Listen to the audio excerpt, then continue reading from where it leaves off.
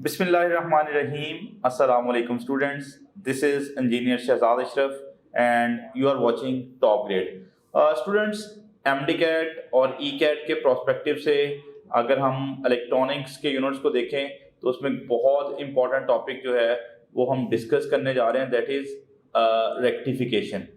Rectification में हम लोग आज के लेक्चर में बात करेंगे कि what is actually the rectification और रेक्टिफिकेशन के इनवर्स प्रोसेस को क्या बोलते हैं, उसकी डिस्कशन रहेगी। फिर हम लोग तमाम तरह की rectification like half wave rectification में तमाम पॉसिबल वेरिएशंस जो बनती हैं, लाइक किस किस टाइप के क्वेश्चन बन सकते हैं, वो किस तरह से शिफ्टेड इनपुट्स जो है वो हमें दे देगा, frequency, time period, RMS values, peak value से रेलिवेंट क्वेश्चन जो होंगे वो डिस्कशन में रहेंगे। और फिर उसके वेरी नेक्स्ट में we will be talking about the full wave rectification, जिसमें हम लोग दोनों तरह का सेंटर टैप रेक्टिफायर और ब्रिज रेक्टिफायर दोनों के बारे में बात करेंगे। और सिमिलरली फुल वेव रेक्टिफिकेशन में जाके भी हम लोग तमाम तरह की पॉसिबल वेरिएशन लाइक फ्रीक्वेंसी पे क्या फर्क पड़ेगा, लाइक टाइम पीरियड पे क्या फर्क पड़ेगा, लाइक अगर हम लोग आरएमएस वैल्यूज, पीक वैल्यूज और इंस्टेंटेनियस वैल्यूज की बात करें। और लेक्चर के बिल्कुल एंड पे we will be having the discussion about the filter circuit कि किस तरह से हम लोग पल्सेटिंग डीसी को कन्वर्ट कर सकते हैं स्मूथ डीसी में। आप भी पाकिस्तान भर से हजारों तलबा की तरह घर बैठे एफएससी एंड आईसीएस और एंट्री टेस्ट की कंबाइन तैयारी करके अपनी ड्रीम यूनिवर्सिटी में अपना दाखिला यकीनी बना सकते हैं। टॉप ग्रेड पाकिस्तान की वाहिद ऑनलाइन एकेडमी है जो लास्ट 7 ईयर्स से कंसिस्टेंट रिजल्ट्स डिलीवर कर रही है with highest success ratio. And not only this, we publish our scorecards officially every year. और हमारे हजारों स्टूडेंट्स के reviews, genuine reviews different platform पे जाके आप देख सकते हैं। टॉप ग्रेड पाकिस्तान की वाहिद एकेडमी है जो आपको एक्सक्लूसिव 100% मनी बैक गारंटी भी देती है। इसके अलावा टॉप ग्रेड वाहिद एकेडमी है जो आपको बेतहाशा मैचलेस फीचर्स ऑफर कर रही है, जो आपको कोई दूसरी ऑनलाइन एकेडमी तो क्या फिजिकल एकेडमी भी ऑफर नहीं करते। ना सिर्फ इतना बल्कि टॉप ग्रेड ऐप को पाकिस्तान भर से हजारों स्टूडेंट्स, पेरेंट्स और टीचर्स का एतमाद हासिल है। अगर आप भी अपने ड्रीम मेडिकल कॉलेज या टॉप नॉच यूनिवर्सिटी में अपना दाखिला यकीनी बनाना चाहते हैं तो अभी टॉप ग्रेड ऐप डाउनलोड करें या हमारी वेबसाइट विजिट। और the interesting part of the lecture is कि हम जो भी कॉन्सेप्ट डिस्कस कर रहे होंगे स्टूडेंट्स, और साथ ही साथ में हम उसके प्रैक्टिस एमसीक्यू दे रहे होंगे, so you people can have the better understanding. क्योंकि जो भी कॉन्सेप्ट आप सीख रहे होंगे, जब सीख रहे होते हैं तो जब हमें लग रहा होता है कि हमें ये बहुत अच्छे से समझ आ गया है, बट जब हम उसको अप्लाई करते हैं, जब क्वेश्चन सामने आता है तो हमें उसको अप्लाई करने में थोड़ी दिक्कत पेश आ रही होती है। तो प्रैक्टिस क्वेश्चन रखने का मेन पर्पज ये होता है कि जो ही आप कोई भी रेलिवेंट चीज या कोई ट्रिकी चीज आप लोग सीख रहे हो तो सीखने के साथ साथ ना सिर्फ आप उसको सीख रहे हो बल्कि by applying that concept you people can have the better understanding of that concept. तो स्टूडेंट्स आइए आज का लेक्चर जो है वो हम लोग स्टार्ट करते हैं। Let's start with the definition of the rectification. अब rectification we all know the rectification is basically the conversion of alternating current into direct current. बहुत दफ़ा हमारे अप्लायंसेस में हमें डायरेक्ट करंट चाहिए होता है, लेकिन वापडा से हमें जो है वो ऑल्टरनेटिंग करंट आ रहा होता है, तो फिर रास्ते में हमें एक प्रोसेस परफॉर्म करना पड़ता है जिसे हम कहते हैं रेक्टिफिकेशन। अब रेक्टिफिकेशन के लिए मैं एक चीज़ बताता चलूँ कि जो मेजर कंपोनेंट है जो रेक्टिफिकेशन के यूज होना है, दे आर एक्चुअली डायोड्स। आप लोगों ने सेमीकंडक्टर डायोड और फॉरवर्ड और रिवर्स बायसिंग का लेक्चर जो है वो होपफुली सुन रखा है। तो जो रेक्टिफिकेशन के लिए इंस्ट्रूमेंट यूज होने जा रहा है बेटे, दैट इज डायोड। और एक डायोड के बारे में आप लोगों को याद रखना है कि एक डायोड तभी कंडक्ट करेगा जब ये फॉरवर्ड बाइस होगा। अब ये फॉरवर्ड बाइस से क्या मुराद है, हम लोग जानते हैं कि भाई ये जो एरो वाला पोर्शन है ये इसके पी रीजन को शो कर रहा होता है, और ये जो बार वाला पोर्शन है स्टूडेंट्स ये इसके एन रीजन को शो कर रहा होता है। और फॉरवर्ड बाइस का मतलब ये होगा कि जो पी रीजन है definitely that must be connected with some high potential. जो P है वो हाई पोटेंशियल पे होना चाहिए और जो N रीजन है वो लो पोटेंशियल पे होना चाहिए। तो फिर हम लोग बोलेंगे कि ये फॉरवर्ड बाइसिंग चल रही है, तो एन रीजन जो है that must B at the low potential. Okay, बड़ी सिंपल सी कहानी, हमने डेफिनेशन देखी स्टूडेंट्स रेक्टिफिकेशन की। ओके, अब अगर हम लोग रेक्टिफिकेशन की टाइप्स की तरफ चलें तो we will be having two major types of rectification. Okay, one is the half wave rectification and other one is actually the full wave rectification.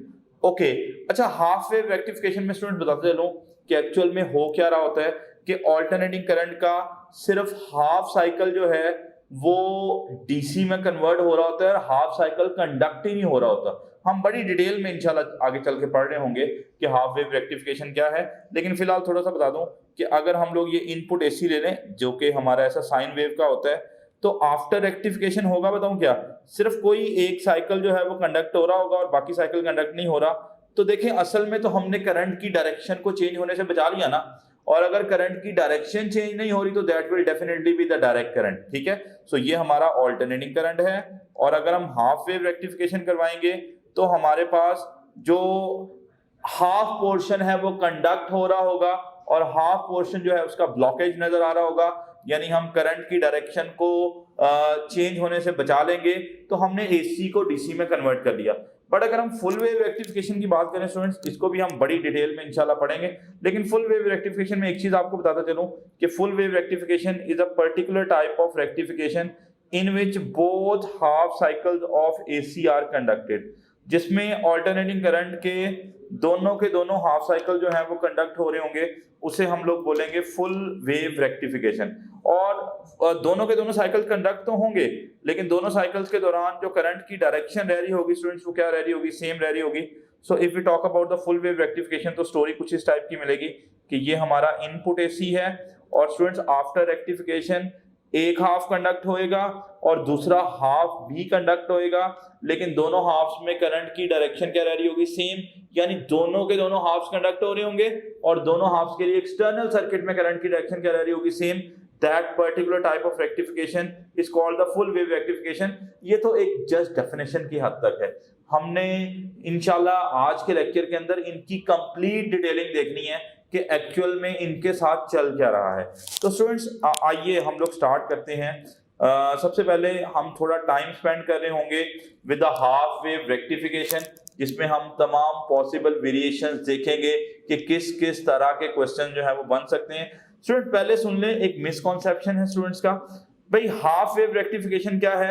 It is actually a type of rectification in which only one half of the alternating current is conducted। बच्चों को book में हमेशा सुनने को मिलता है only positive half is conducted। बेटे यहां पे मैंने लिख दिया it can either be positive half और negative half। मैं अभी समझाऊंगा ये बात, लेकिन फिलहाल याद रखें कि half wave rectification is a particular type of rectification जिसमें ऑल्टरनेटिंग करंट का सिर्फ क्या होगा, एक हाफ इधर इट विल बी पॉजिटिव और नेगेटिव, ये कंडक्ट हो रहे होंगे और दूसरा हाफ कंडक्ट नहीं हो रहा होगा। ओके, और यहाँ पे अगली बात बड़ी इंपॉर्टेंट है कि यूजुअली अगर हमने हाफ वेव रेक्टिफिकेशन करवानी है ना, तो स्टूडेंट्स हम एक डायोड जो है उसके जरिए हाफ वेव रेक्टिफिकेशन जो है वो परफॉर्म कर सकते हैं। जैसे यहाँ पे मैंने एक सर्किट बना दिया, यहाँ पे यू पीपल कैन सी कि ये वाला हमने रखा हुआ है एक एसी सोर्स। बेटे ये एसी सोर्स का सिंबल है, लेकिन हमने साथ में एक लोड रजिस्टर लगा रखा है जिसको मैं आर बोल लेता हूं। मान ले हमें इस लोड रजिस्टर में डीसी चाहिए, अब दे तो एसी रहे हैं but we want to convert it into DC, तो हमें रास्ते में मैंने बताया था रेक्टिफिकेशन परफॉर्म करना है, और रेक्टिफिकेशन के लिए हमें क्या लगाना पड़ेगा, देखें रास्ते में मैंने डायोड लगा दिया, तो ये डायोड क्या करके देगा, ये डायोड कन्वर्ट करके देगा ऑल्टरनेटिंग करंट को किसमें भला, डायरेक्ट करंट में। लेकिन मैं डायोड के बारे में एक डिटेल्ड लेक्चर जो है आप लोग उम्मीद है वो सुन चुके होंगे, लेकिन मैं यहाँ पे डायोड की एक बड़ी इंपॉर्टेंट कैरेक्टरिस्टिक बताना चाह रहा हूँ स्टूडेंट्स। वो क्या है सुनिएगा, अगर हम लोग फॉरवर्ड बाइसिंग, यानी diode can either be forward बाइस और it can be reverse bias. और फॉरवर्ड बाइस आप लोग जानते हो कि जो पी रीजन है वो हाई पोटेंशियल पे होना चाहिए और एन रीजन जो है वो लो पोटेंशियल पे होना चाहिए, तभी जाके फॉरवर्ड बाइस हो रहा होगा। अच्छा, मैं थोड़ा समझाता हूँ कि फॉरवर्ड बाइसिंग की कहानी क्या है। अगर हम डायोड को फॉरवर्ड बाइस कर लें, लेट्स सपोज मतलब फॉरवर्ड बाइसिंग में मैं बात करता हूँ पॉजिटिव हाफ साइकिल की। आपको पता है ऑल्टरनेटिंग करंट जो है अपनी डायरेक्शन बदलता रहता है, तो जब हम पॉजिटिव हाफ साइकिल की बात करेंगे तो अपर वाला टर्मिनल पॉजिटिव होगा बेटे, नीचे नेगेटिव बनाएंगे। You can see this P region is connected, this is the P region, और ये जो बार है ये हमारे पास एन रीजन है। तो पी रीजन देखें किससे कनेक्टेड है, पॉजिटिव से, और एन रीजन देखें किससे कनेक्टेड है, नेगेटिव से। तो डेफिनेटली ये फॉरवर्ड बाइस है। मैं आपको जो बात इंपॉर्टेंट बताना चाह रहा हूं कि जब भी डायोड फॉरवर्ड बाइस होता है स्टूडेंट्स, तो याद रखिएगा फॉरवर्ड बाइसिंग के दौरान जो डायोड है वो बिहेव करता है एज शॉर्ट सर्किट। अब सर ये शॉर्ट सर्किट क्या होता है स्टूडेंट? शॉर्ट सर्किट वो होगा जिस दौरान इनफैक्ट कोई रेजिस्टेंस ऑफर नहीं हो रही होती। यानी एक बात याद रखिएगा कि फॉरवर्ड बाइसिंग के दौरान जो डायोड है वो करंट को इनफैक्ट कोई ऑपोजिशन जो है वो ऑफर नहीं कर रहा और अपने अंदर से ये करंट को गुजरने देगा। और हमने ऑलरेडी बात कर ली है कि जब डायोड फॉरवर्ड बाइस होगा तभी कंडक्ट कर रहा होगा, ठीक है। और when ever the diode is reverse bias, अब रिवर्स बाइस की कहानी क्या है स्टूडेंट्स? रिवर्स बाइस में क्या होगा, हम नेगेटिव हाफ साइकिल की बात करेंगे, तब ये अपर टर्मिनल नेगेटिव होगा और नीचे वाला टर्मिनल क्या होगा, पॉजिटिव। पोलैरिटीज रिवर्स हो जाएंगी, ठीक है। नेगेटिव हाफ साइकिल की पॉजिटिव की निस्बत नेगेटिव हाफ साइकिल की पोलैरिटीज रिवर्स हो जाएंगी। अब होगा क्या, अब ये डायोड जो पहले फॉरवर्ड बाइस था, अब देखें इसका पी रीजन जो है बेटे वो किसके साथ कनेक्टेड है, नेगेटिव के साथ कनेक्टेड है। जब पी रीजन नेगेटिव के साथ कनेक्टेड होगा तो डेफिनेटली ये क्या हो गया, रिवर्स बाइस हो गया। और याद रखिएगा whenever the diode is reverse bias it actually acts as open circuit। और आप सब लोग जानते हो an open circuit is one जिसकी रेजिस्टेंस जो है वो क्या होती है, बहुत ज्यादा यानी इन्फिनिटी होती है, और ये अपने अंदर से करंट को गुजरने नहीं दे रहा होता। तो the major part of the story is कि डायोड फॉरवर्ड बाइस होगा तो ये अपने अंदर से करंट को गुजरने देगा, और अगर डायोड रिवर्स बाइस होगा तो ये अपने अंदर से करंट को गुजरने नहीं देगा। खैर अभी तक की कहानी कि half wave rectification is a particular type of rectification जिसमें सिर्फ ऑल्टरनेटिंग करंट का एक half, it can either be positive और नेगेटिव, वो जो है वो कंडक्ट हो रहा होगा। सर ये वाली बात समझा दें, इधर पॉजिटिव और नेगेटिव वाली। तो स्टूडेंट्स हम लोग बात करते हैं कि हाफ वेव रेक्टिफिकेशन में कब पॉजिटिव साइकिल कंडक्ट होगा कब नेगेटिव, लेकिन कोई सा हो सकता है, कोई एक साइकिल कंडक्ट होना है। देखें यहाँ पे हमने एक सर्किट डायग्राम बना रखी है बच्चों। अगेन आपको सारी कहानी पता है कि ये हमारे पास ये डायोड है, यहाँ पे हमने लगा रखा है कोई एसी सोर्स लगा रखा है, ओके, जो कि ऑल्टरनेटिंग करंट, और यहाँ पे लोड रजिस्टर है जिसमें हम चाह रहे हैं कि डीसी हमें मिले। अब हमने करवानी है रेक्टिफिकेशन और हमने लगा दिया डायोड। अच्छा अब students let's talk about the positive half cycle. बेटे पॉजिटिव हाफ साइकिल मतलब ये वाला पोर्शन आपको पता है, पॉजिटिव हाफ साइकिल मतलब इतने आधे हिस्से की बात करें। बेटे पॉजिटिव हाफ साइकिल में क्या होगा, ये जो अपर एंड ऑफ द सोर्स है इसको हम ट्रीट करेंगे एज ए पॉजिटिव और लोअर एंड को हम ट्रीट करेंगे एज ए नेगेटिव, ओके। तो जल्दी सोच के और देख के बताइएगा कि either the diode is forward biased और रिवर्स बाइस्ड। तो स्टूडेंट यू कैन सी कि पी रीजन जो है वो किससे कनेक्टेड है, you can see the P region is connected with the positive terminal, और अगर पी रीजन पॉजिटिव टर्मिनल से कनेक्ट हो जाए, पी रीजन बेटे पॉजिटिव टर्मिनल से कनेक्ट हो जाए तो ये कैसा होता है, ये फॉरवर्ड बाइस होता है। तो ये डायोड फॉरवर्ड बाइस है, और फॉरवर्ड बाइस है तो अपने अंदर से करंट को गुजरने देगा। Why students love Top Grade? Number 1, अब हमारे वीडियो लेक्चर्स की हेल्प से कभी भी और कहीं भी किसी भी टॉपिक के कॉन्सेप्ट्स को निहायत आसानी से बहुत शॉर्ट टाइम में बिल्ड कर सकते हैं। नंबर 2, अब आपको लेक्चर नोट करने की बिल्कुल ज़रूरत नहीं है, क्योंकि टॉप ग्रेड आपको प्रोवाइड कर रहा है प्लेबल स्लाइड्स जिनकी हेल्प से आप अपने घंटों के लेक्चर को बहुत शॉर्ट टाइम में रिवाइज कर सकते हैं। और अगर एग्जाम करीब हो तो आप अपने किसी भी सब्जेक्ट के पूरे सिलेबस को बहुत शॉर्ट टाइम में रिवाइज कर सकते हैं। Number 3, top grade only app है जिसकी हेल्प से आप किसी भी टॉपिक के तमाम पास पेपर्स का टेस्ट क्रिएट कर सकते हैं, और ना सिर्फ इतना बल्कि आप उनके सॉल्यूशंस भी देख सकते हैं, और एग्जाम्स का मोर देन 60% इन्हीं पास पेपर्स से आता है। नंबर 4, टॉप ग्रेड आपको प्रोवाइड करता है पाकिस्तान का सबसे बड़ा और ऑथेंटिक क्वेश्चन बैंक, जिसकी हेल्प से आप जब चाहें, जैसे चाहें और जितने चाहें टेस्ट क्रिएट कर सकते हैं, और अगर टेस्ट सॉल्व करते हुए आपका कोई क्वेश्चन रॉन्ग होता है तो आप उसका सोल्यूशन भी देख सकते हैं। नंबर 5, आप डेली बेसिस पे अपने डाउट्स को हर टीचर के साथ व्हाट्सएप पर लाइव डिस्कस कर सकते हैं। नंबर 6, आप अपने ऑनलाइन सेशन के दौरान अगर किसी भी पॉइंट पे अपनी तैयारी को इवेल्युएट करना चाहते हैं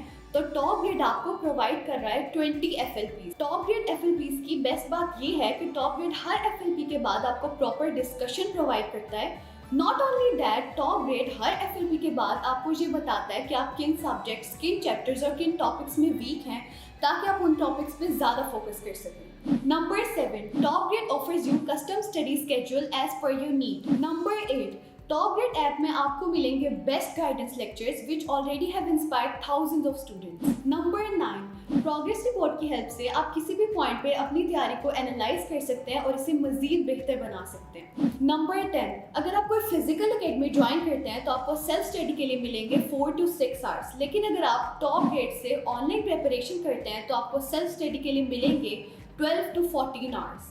In addition to this, top grade से ऑनलाइन प्रिपरेशन करके you will save traveling cost, hostel expenses, books cost and most importantly plenty of your valuable time, क्योंकि आपको सेल्फ स्टडी के लिए मिलेगा 4 गुना ज़्यादा time. So what are you guys waiting for? Visit topgrade.pk and sign up free to get up to 100% scholarship for online preparation of FSC, MDCAT, ECAT, NUST, NUMS, AKU, PAS, FAST and GK entrance exams।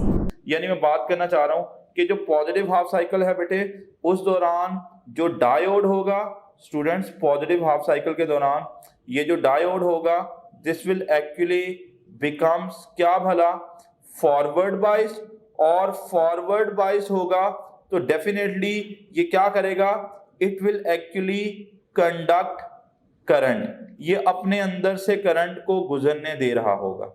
Okay, it means positive half cycle जो है इसके ऊपर मैं टिक लगा देता हूँ, ये conduct हो गया। ओके, अगर मैं इसी डायोड के लिए नेगेटिव हाफ साइकिल की बात करूं बेटे, नेगेटिव हाफ साइकिल का मतलब है हम इस पोर्शन की बात कर रहे हैं T/2 से T तक।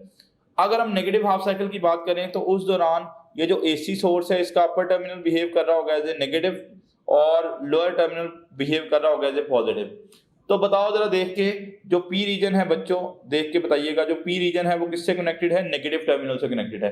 तो अब ये डायोड क्या हो गया, अब ये डायोड हो गया रिवर्स बाइस, और जब ये रिवर्स बाइस होगा तो ये अपने अंदर से करंट को गुजरने नहीं देगा। लाइक मैं आपको बात करूं कि समझ लें पॉजिटिव हाफ साइकिल तो कंडक्ट हो गया था, लेकिन अगर हम नेगेटिव हाफ साइकिल की बात करें तो उस दौरान ये डायोड रिवर्स बाइस है और हमने देखा रिवर्स बाइसिंग के दौरान कंडक्शन नहीं हो रही। तो आप लोगों ने इस सर्किट डायग्राम से ये वाली बात देखी कि जो ऑल्टरनेटिंग करंट है उसका पॉजिटिव हाफ साइकिल कंडक्ट हो गया जबकि नेगेटिव हाफ साइकिल कंडक्ट नहीं हुआ। तो इसका मतलब है कोई एक हाफ हो रहा है, सर हम हमेशा से पढ़ते आ रहे हैं पॉजिटिव हाफ कंडक्ट होता है, भाई यहाँ भी तो पॉजिटिव ही हो रहा है ना, तो आप क्यों बोल रहे हो सर नेगेटिव भी हो सकता है। तो स्टूडेंट्स कहानी में थोड़ा आगे बढ़ते हैं कि कभी कभार ऐन मुमकिन है कि हमारे पास जो है वो नेगेटिव हाफ साइकिल जो है वो कंडक्ट हो रहा हो।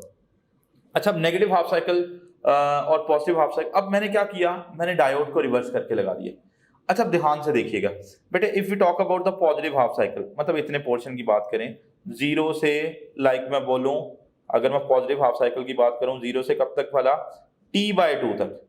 ओके, जीरो से T/2 के दौरान आपको पता है डायोड का ये वाला जो टर्मिनल है it will behave as positive और ये वाला कैसे बिहेव करेगा, नेगेटिव। अब बच्चों देखो ये जो N रीजन है ये किससे कनेक्टेड है, ये पॉजिटिव टर्मिनल से कनेक्टेड है।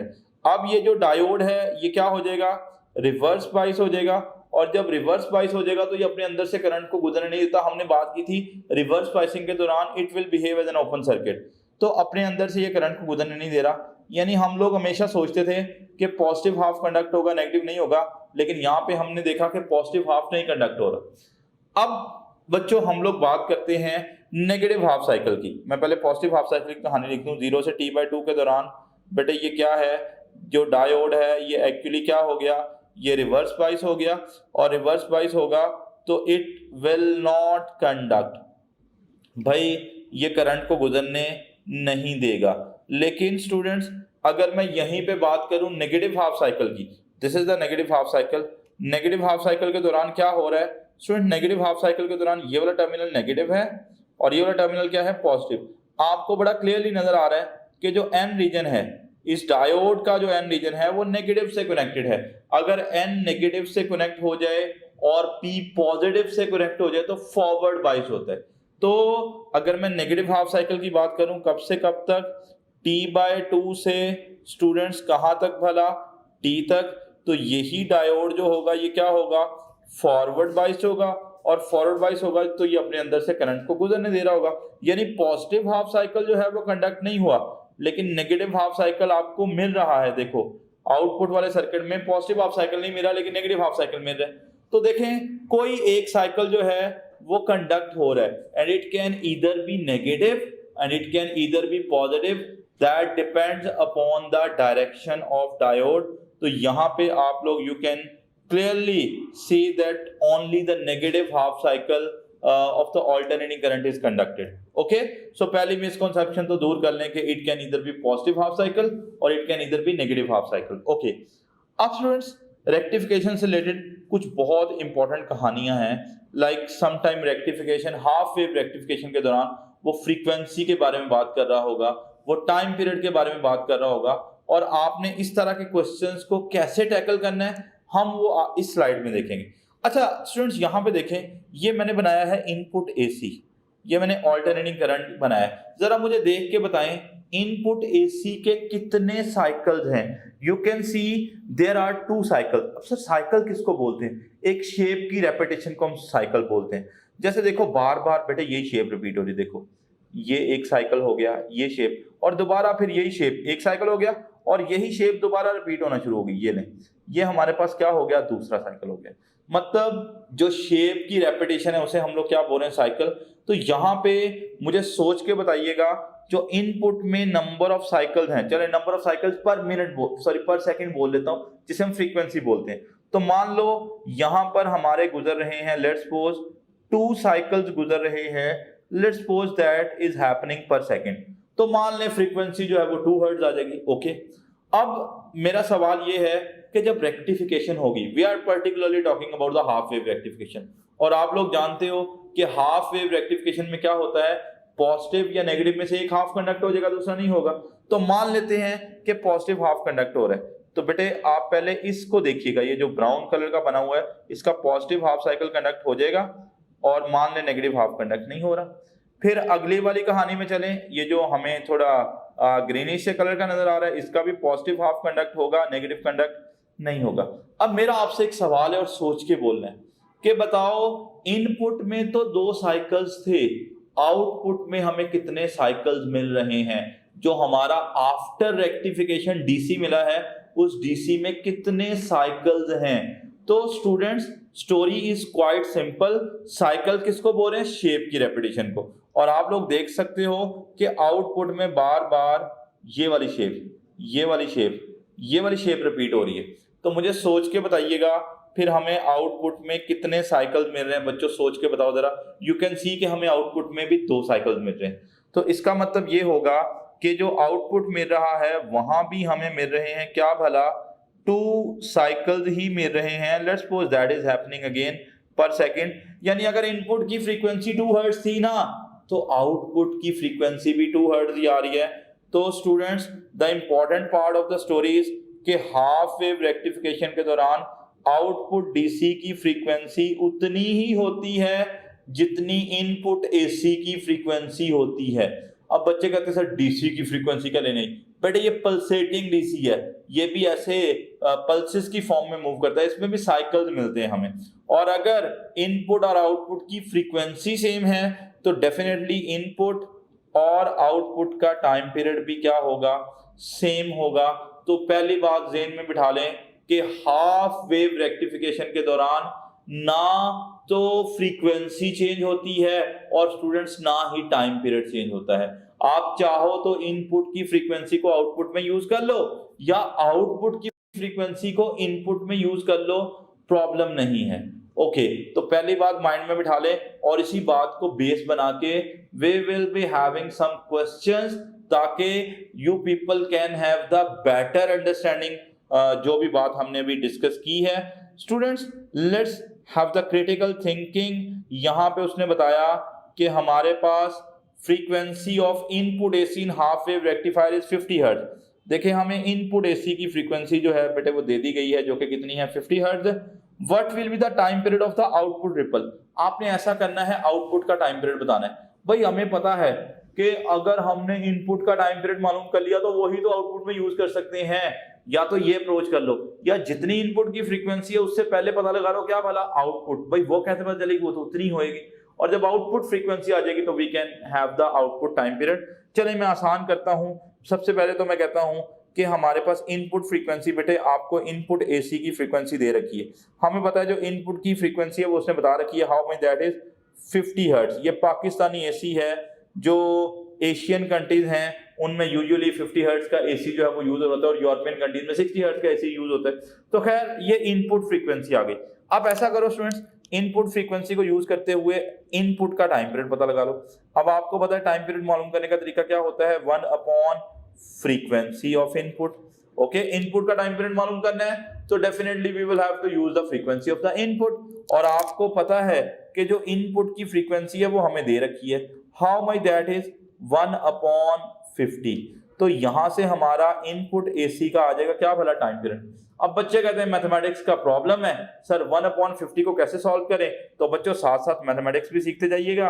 अगर हम इनपुट का टाइम पीरियड यहां से मालूम करें तो वो हमारा आएगा, आप इसको थोड़ा ऐसे लिख लो, 1 अपॉन 5 अलग लिख लो। अगर आप अपने ड्रीम मेडिकल कॉलेज या पाकिस्तान की किसी भी टॉप नॉच यूनिवर्सिटी में अपनी सीट को 100% सिक्योर करना चाहते हैं, you guys must join TopGrade. I am Hira Usman from Sahiwal. I have secured 92.6% aggregate in MDGate 2023 and I am excited to get admission in my dream medical college. TopGrade is Pakistan's #1 online academy that has helped thousands of students just like you to secure admission in their dream medical colleges and universities. अस्सलाम वालेकुम, मेरा नाम करस मरियम है और मेरा इस साल एडमिशन अल्लामा इकबाल मेडिकल कॉलेज लाहौर में हुआ है। जो टॉप ग्रेड की जो मुझे बातें पसंद थी ना, एक उसमें रिकॉर्डेड लेक्चर्स थे। मैं रात को 12 बजे भी ऑन करती थी ना, और मैं उनकी स्पीड भी बढ़ा लेती थी। मैं 2x भी चला लेती थी उन्हें। असल में इसमें ये होता है कि इसमें वीडियो लेक्चर्स ना रिकॉर्डेड पड़े होते हैं, और वीडियो लेक्चर्स जिस बंदे ने रिकॉर्ड करवाए हैं ना, उसका नाम है डॉक्टर मौज़म मंजूर, और वो भी खुद भी अल्लामा इकबाल का ग्रेजुएट है, MBBS डॉक्टर है। तो बड़े अच्छे लेक्चर्स थे वो, यकीन जाने मतलब कमाल थे वो। बहुत अच्छे कॉन्सेप्ट बनाते हैं वो स्लाइड्स के थ्रू, प्रोजेक्टर्स के थ्रू पढ़ाते थे। उसमें एनिमेशंस भी उन्होंने डाली होती थी, उनको टेबल्स वगैरह बना के, फ्लो चार्ट्स बना के, वो चीज़ों को ना आपके दिमाग में बिल्कुल फिक्स कर देते थे, और आपको ना ड्यूरिंग लेक्चर रिकॉर्ड करने की जरूरत नहीं होती थी। TopGrade is the brainchild of Dr. Mozam Manzoor, who is a medical doctor and a passionate teacher. I am Dr. Muazzam Manzoor. Medicine is my profession and teaching is my passion. I have developed TopGrade app so as to make your exam preparation easier, enjoyable and affordable. So what are you guys waiting for? Visit topgrade.pk and sign up free to get up to 100% scholarship for online preparation of FSC, MDCAT, ECAT, NUST, NUMS, AKU, PAS, FAST and GK entrance exams. और साथ में multiply कर लो 10 से, यानी 50 को 5 multiply by 10 लिख लिया। और 1 अपॉन 5 सारे स्टूडेंट्स को पता है कि 1 ओवर 5 जो है वो 0.2 होता है, और इस 10 की पावर 1 को ऊपर ले जाएं तो that comes out to be 10 raise to power -1। और अगर मैं 2 डेसिमल इधर आ जाऊं बेटे, 2 डेसिमल, तो मुझे एक तो 2 और एक क्या लगानी पड़ेगी 0, और जितना डेसिमल राइट पे है उतना माइनस लिखना होता है। तो -1 पहले ही है, इसमें -2 मजीद कर दें तो हमारा जो आंसर आएगा वो 20 मल्टीप्लाई बाय 10 की पावर -3, और टाइम है तो units will be second. So the answer comes out to be 20 milliseconds. बताओ ये किसका टाइम पीरियड आया, इनपुट का, but he is asking about the time period of the output. तो स्टूडेंट्स जरा गौर करो, this is half wave rectification, और हाफ वेव रेक्टिफिकेशन में आउटपुट का टाइम पीरियड उतना ही होता है जितना इनपुट का होता है। तो बताओ जरा कि आउटपुट का टाइम पीरियड कितना होगा स्टूडेंट्स, वो उतना ही होगा जितना इनपुट का होगा। और अभी हमने इनपुट का टाइम पीरियड पता लगा दिया, how much that was 20 millisecond. तो अगर इनपुट का टाइम पीरियड 20 मिली सेकेंड है तो आउटपुट का भी तो कितना मिलेगा, 20 मिली सेकेंड मिलेगा। So our right answer will be 40। तो होपफुली आपको ये कहानी जो है वो समझ आ रही है कि आपने किस तरह से रेक्टिफिकेशन में फ्रीक्वेंसी और टाइम पीरियड्स को मैनेज करना है। ओके, ये सवाल अक्सर स्टूडेंट्स गलत कर लेते हैं। इस सवाल को बड़े गौर से देखिएगा। और मैं हमेशा स्टूडेंट्स को ये सजेस्ट करता हूँ कि जब आपने टॉपिक का एक कॉन्सेप्ट समझ लिया है ना और वीडियो लेक्चर में उसका क्वेश्चन आ रहा है, तो आप वीडियो को पहले वहीं पॉज करके खुद को देखें कि आपने अगर वो कॉन्सेप्ट सीख लिया है तो आपने कितना उसको बेहतर अंडरस्टैंड किया है और आप उसको क्या बेहतर तरीके से अप्लाई कर पा रहे हो या नहीं कर पा रहे। तो स्टूडेंट्स, आप इस वीडियो को पॉज करके आप इसको सॉल्व करने की कोशिश करें और मैं भी इसमें आपको हेल्प आउट करने की कोशिश करता हूं। स्टूडेंट्स देखिएगा कि हमारे पास क्या है, एक डायग्राम बनी हुई है। इस डायग्राम को देखते हुए वो आपसे एक सवाल पूछ रहा है and the question is again what will be the time period of the output. आपको क्या करना है, आउटपुट का टाइम पीरियड बताना है। पहले तो डायग्राम में गौर करें कि इधर it is half wave rectification और फुल वेव रेक्टिफिकेशन। तो ये हाफ वेव रेक्टिफिकेशन है। सर वो कैसे पता चला? स्टूडेंट देखें, ये मैं ऑल्टरनेटिंग करंट का मैंने एक साइकिल बना रखा है, आपको नजर आ रहा है। ये जो मैं डॉटेड लाइन जिसको मैं कर रहा हूँ यहाँ से यहाँ तक बेटे एक साइकिल है, और एक साइकिल में देखें पॉजिटिव हाफ जो है वो कंडक्ट हो गया है और नेगेटिव हाफ कंडक्ट नहीं हुआ। सिर्फ एक साइकिल का एक हाफ कंडक्ट हो रहा है, और अगर हाफ साइकिल कंडक्ट हो रहा है तो this is half wave rectification. और स्टूडेंट्स बड़ी सिंपल कहानी है, जहां पे एक साइकिल पूरा हो रहा है, देखें इनपुट का एक साइकिल कहां पे पूरा हो रहा है, इधर ही ना। मतलब देखो यहां से शुरू हुई थी कहानी और बेटे यहां तक आके एक साइकिल पूरा हो गया ना, और जितनी देर में इनपुट का साइकिल पूरा होता है उसे कहते हैं टाइम पीरियड। तो इस डायग्राम से देख के बताओ जरा, इनपुट का टाइम पीरियड हमारा कितना आ रहा है, that comes out to be 20 millisecond.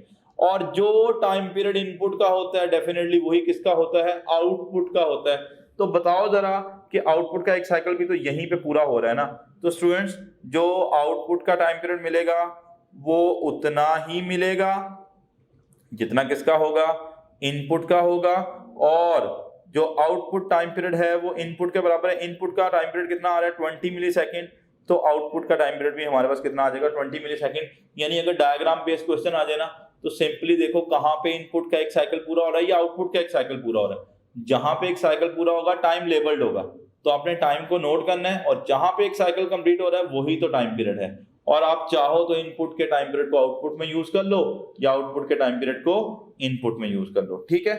अच्छा स्टूडेंट्स, अब एक आखिरी क्वेश्चन लेते हैं और फिर हम लोग बढ़ेंगे कुछ और चीजों की तरफ, लाइक आरएमएस वैल्यूज और peak values during the half wave rectification. अच्छा, अब सवाल की स्टेटमेंट सुने। The time period of output DC in half wave rectification is 10 millisecond. What will be the frequency of input AC.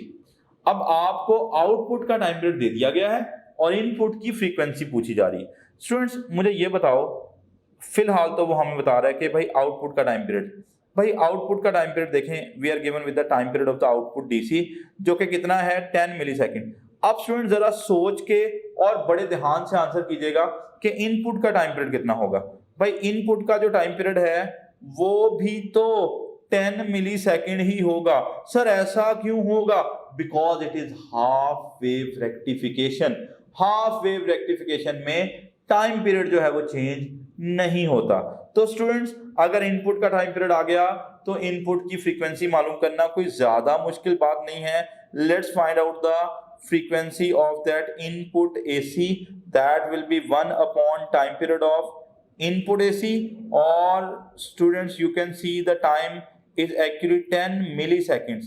अब आपको पता है मिली की जगह you can write it -3, और इस -3 को ऊपर ले जाएं तो ये +3 हो जाएगा। तो इनपुट की अगर हम फ्रीक्वेंसी कैलकुलेट करेंगे तो भाई जो इनपुट की फ्रीक्वेंसी आएगी वो 10 raised to power +3 बोले तो 1000 डिवाइडेड पे क्या आ जाएगा 10।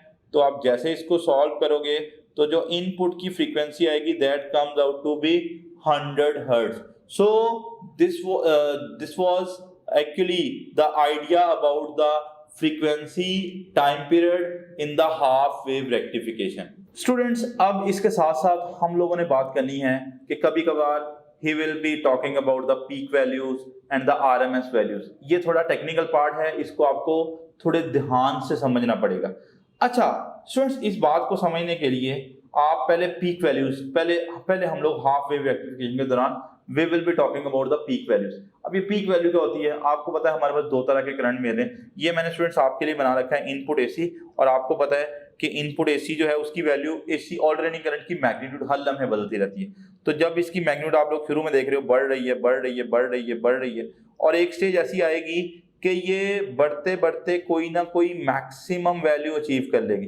बट इस मैक्सिमम वैल्यू को हम लोग बोलते हैं पीक वैल्यू। लेट्स सपोज मैं कहता हूँ ये V नॉट है और इसकी कोई ना कोई, चले मैं वैल्यू बता देता हूँ कि लेट्स सपोज मैं कहता हूँ ये जो ऑल्टरनेटिंग करंट है इसने, सॉरी ऑल्टरनेटिंग वोल्टेज है, इसने ज्यादा से ज्यादा वैल्यू 220 वोल्ट अचीव की है।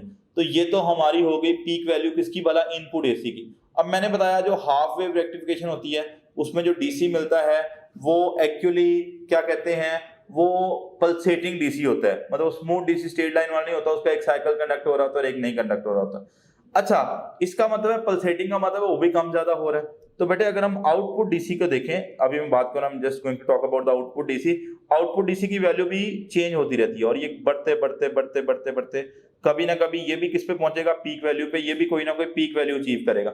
और मजे की बात बताऊं कि जितनी पीक वैल्यू रही होगी इनपुट AC की, जैसे देखो इनपुट AC ज्यादा से ज्यादा कितने पे गया था, 220 वोल्ट पे। तो अगर आप वोल्ट मीटर की मदद से इस आउटपुट DC की भी पीक वैल्यू पता लगाओ, I am talking about the output DC, तो क्योंकि ये पल्सेटिंग DC है, कम ज्यादा होता रहता है, तो जब ये ज्यादा होते होते पीक वैल्यू अचीव करेगा तो ये भी कितनी आएगी, 220 वोल्ट आएगी।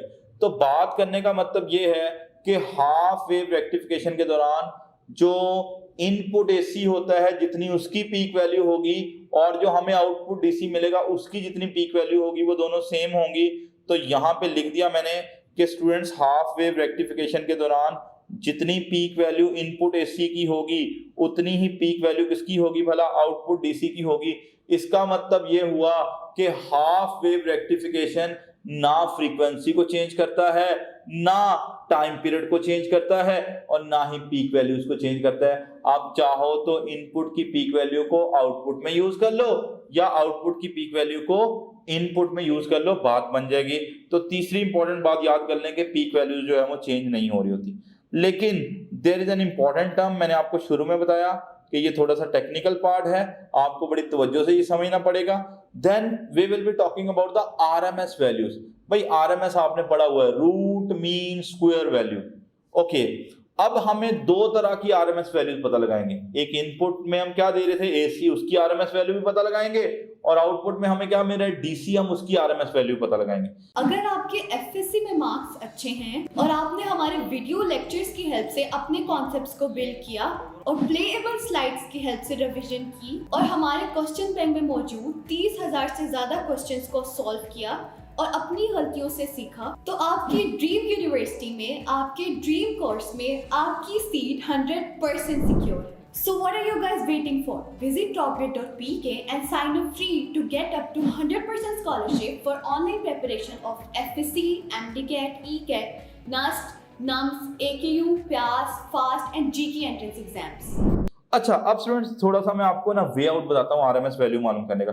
खैर आप लोगों ने पढ़ भी रखा है और मैंने यहाँ पे लेबल भी कर रखी है कि भाई जो हमारे पास इनपुट AC आना है ना, उसकी RMS वैल्यू हमने इंटर लेवल पे बहुत दफा पढ़ी हुई है, V naught over square root 2 होती है। ठीक है, V naught over square root 2। अब ये कैसे आती है, अगर ये भूल जाए तो how you people will derive this value, कि अगर आपको अगर फॉर्मूला याद नहीं आ रहा हो तो आप कैसे डिराइव करोगे, सोचिएगा। अच्छा, अब RMS वैल्यूज मालूम करने के लिए ना स्टूडेंट्स आपने क्या करना है, सबसे पहले तो एक साइकिल के दौरान जितनी भी नोन वैल्यूज हैं, जहां जहां पे आपको वैल्यूज पता है वो लिख लो। मैं अब आपको बताता हूं कि मुझे साइकिल के दौरान कुछ जगहों पे वैल्यूज पता है। मुझे यहाँ पे आई एम 100% श्योर कि वैल्यू कितनी है, 0 है। यहाँ पे मैं जानता हूँ कि वोल्टेज की वैल्यू बढ़ते बढ़ते मैक्सिमम हो गई है, मैं V नॉट बोलूंगा। मुझे यहाँ पे पता है कंफर्म वैल्यू कितनी है, 0 है।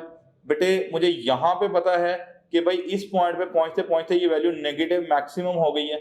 हाँ, इस पॉइंट पे फिर से ही हो गई है 0, लेकिन ये वाला पॉइंट हम काउंट नहीं करेंगे। सर क्यों नहीं काउंट करेंगे, क्योंकि यहाँ से अगला साइकिल शुरू हो गया। अगर हम इसमें भी गिन लेंगे उसमें भी गिन लेंगे, मसला होगा। तो मैं आपको मेथड बता रहा हूं कि आपने RMS वैल्यूज पता लगाने के लिए करना क्या है बच्चों। सबसे पहले एक साइकिल के दौरान जितनी भी नॉन वैल्यूज हैं वो लिख लें, जो जो वैल्यूज आपको पता है वो लिख लेनी। खैर मैं आपके लिए आसान करता हूं, जो जो नॉन वैल्यूज हैं वो लिख लेता हूं। मेरे पास एक वैल्यू आई है 0, फिर आई है मेरे पास वैल्यू V नॉट, फिर मेरे पास वैल्यू आई है 0, फिर मेरे पास वैल्यू आई है -V नॉट। तो मैंने क्या किया, मैंने तमाम नॉन वैल्यू लिख ली। अब RMS वैल्यू मालूम करने के लिए सबसे पहला काम नॉन वैल्यूज लिखना है। उसके बाद आपने RMS वैल्यूज को उल्टा पढ़ना है। RMS यानी रूट मीन स्क्वायर। यानी आपने सॉल्व उल्टा करना शुरू करना है। बताओ रूट मीन स्क्वायर में आखिरी वर्ड क्या आ रहा है, स्क्वायर आ रहा है, यानी स्क्वायर लेना है, फिर मीन लेनी है, फिर रूट लेना है। रूट मीन स्क्वायर को उल्टा सॉल्व करना है। तो सबसे पहले क्या आ रहा है, देखो square, S stand for the square. तो सबसे पहले आपने क्या लिखना है, यहाँ पे स्क्वायर लिखना है। तो सबसे पहले जितनी भी नॉन वैल्यूज हैं बेटे उन तमाम नॉन वैल्यूज का क्या लिख लो, ये ले मैंने सबका क्या लिख लिया, स्क्वायर लिख लिया। ओके, देखो दूसरा वर्ड क्या आ रहा है, मीन। बेटे मीन का मतलब होता है एवरेज। एवरेज मालूम करने का तरीका क्या है, जो भी नॉन वैल्यूज हैं उन तमाम वैल्यूज को ऐड करें और जितनी उनकी तादाद है उससे डिवाइड करें, एवरेज ऐसे पता लगाते हैं। तो मैं करने क्या जा रहा हूं, मैं तमाम नॉन वैल्यूज को क्या कर रहा हूं स्टूडेंट्स, ऐड कर रहा हूं और जितनी उनकी तादाद है, अब बताएं ये कितनी है तादाद में, ये तमाम वैल्यूज 4 हैं। तो देखो ये तो मैंने ले ली मीन, मतलब तमाम वैल्यूज को ऐड करके जितनी उनकी तादाद से। अब एक और चीज रहेगी ना, रूट भी तो रह गया ना, तो अभी रूट भी लेंगे। तो अब आप इस सारे के ऊपर ले लो रूट, रूट बोले तो स्क्वायर रूट हम लोग लेंगे। ओके, तो ये ले लिया मैंने स्क्वायर रूट। तो स्टूडेंट्स ये हमारे पास क्या आ गई, आरएमएस वैल्यू आ गई। मुझे सोच के बताइएगा किसकी भला, आउटपुट डीसी की या इनपुट एसी की। भाई इनपुट एसी की बात हो रही है, तो ये इनपुट एसी की आरएमएस वैल्यू मालूम करने का आपको वे आउट बताया मैंने। अब इसको बस सॉल्व करना है, बाकी मैथमेटिक्स का फंड है। ये जीरो तो दोनों हटा दें, क्या बचा स्टूडेंट्स, वी नॉट का स्क्वायर बचा, और जब माइनस का स्क्वायर लेंगे तो ये भी पॉजिटिव हो जाएगा, तो ये भी वी नॉट स्क्वायर हो जाएगा। अपॉन क्या आ गया हमारे पास, 4 आ गया। इसको सॉल्व कर लेते हैं, मैथमेटिक्स से ज्यादा प्रॉब्लमेटिक चीज है नहीं बेटे। वी नॉट स्क्वायर और वी नॉट स्क्वायर कितना हो जाएगा, that comes out to be 2 V naught square upon क्या आया 4। अब ये 2 और 4 की जो चीजें कैंसिल हो रही हैं वो कैंसिल कर दें। तो जब 2 की 4 के साथ आप कटिंग करेंगे तो ये बनेगा वी नॉट स्क्वायर बाय 2, सारे का क्या आ गया, स्क्वायर रूट आ गया। तो जब आप सॉल्व करेंगे वी का स्क्वायर और स्क्वायर रूट क्या हो जाएंगे, कैंसिल, और 2 के ऊपर क्या आ जाएगा, स्क्वायर रूट। तो देखें स्टूडेंट्स, आपके सामने मैंने जो इनपुट एसी था उसकी आरएमएस वैल्यू पता लगाई, तो उसकी वैल्यू कितनी आ रही है, वी नॉट बाय 2। और वी नॉट क्या है, पीक वैल्यू। अगर आपको इनपुट एसी की पीक वैल्यू दे दे और आपसे इनपुट एसी की आरएमएस वैल्यू पूछे तो बड़ा सिंपल कहानी है, आपने वी नॉट को डिवाइड कर देना है स्क्वायर रूट 2 से। होपफुली आपको स्टूडेंट्स ये वाली बात समझ आ रही है कि अगर वो आपसे इनपुट एसी की आरएमएस वैल्यू पूछे तो आपने ये वाला आंसर करना है। ओके, ये तो आरएमएस वैल्यू होगी। लेकिन अगर वो आपसे पूछे, और ये इनपुट एसी की तो बच्चों ने इंटर लेवल पे पढ़ भी रखी है, उन्हें पता होती है, लेकिन बेटे अगर वो आपसे आउटपुट में जो डीसी मिल रहा है उसकी आरएमएस वैल्यू पूछे, आउटपुट डीसी की आरएमएस वैल्यू पूछे, तो तब आपकी क्या अप्रोच होगी, सुनिएगा भाई। You will be using the same methodology. क्या है वो मेथोडोलॉजी, कि आपको आउटपुट के एक साइकिल के दौरान जो जो वैल्यूज पता है बेटे वो पहले लिख लें। अब वैल्यूज क्या क्या पता है, लाइक मुझे यहाँ पे मुझे 100% श्योर हूँ कि ये वैल्यू 0 है। क्वार्टर के बाद यहाँ पे मुझे पता है वैल्यू कितनी है, वी नॉट। यहाँ पे मुझे पता है हाफ साइकिल के बाद वैल्यू कितनी है, 0। यहाँ पे मुझे कंफर्म पता है 3 क्वार्टर के बाद वैल्यू कितनी है, 0। अच्छा, ये वाली वैल्यू भी 0 है, लेकिन मैं ये वाला पॉइंट काउंट नहीं करूंगा, बिकॉज बच्चों यहाँ से क्या हो चुका है, अगला साइकिल शुरू हो चुका है।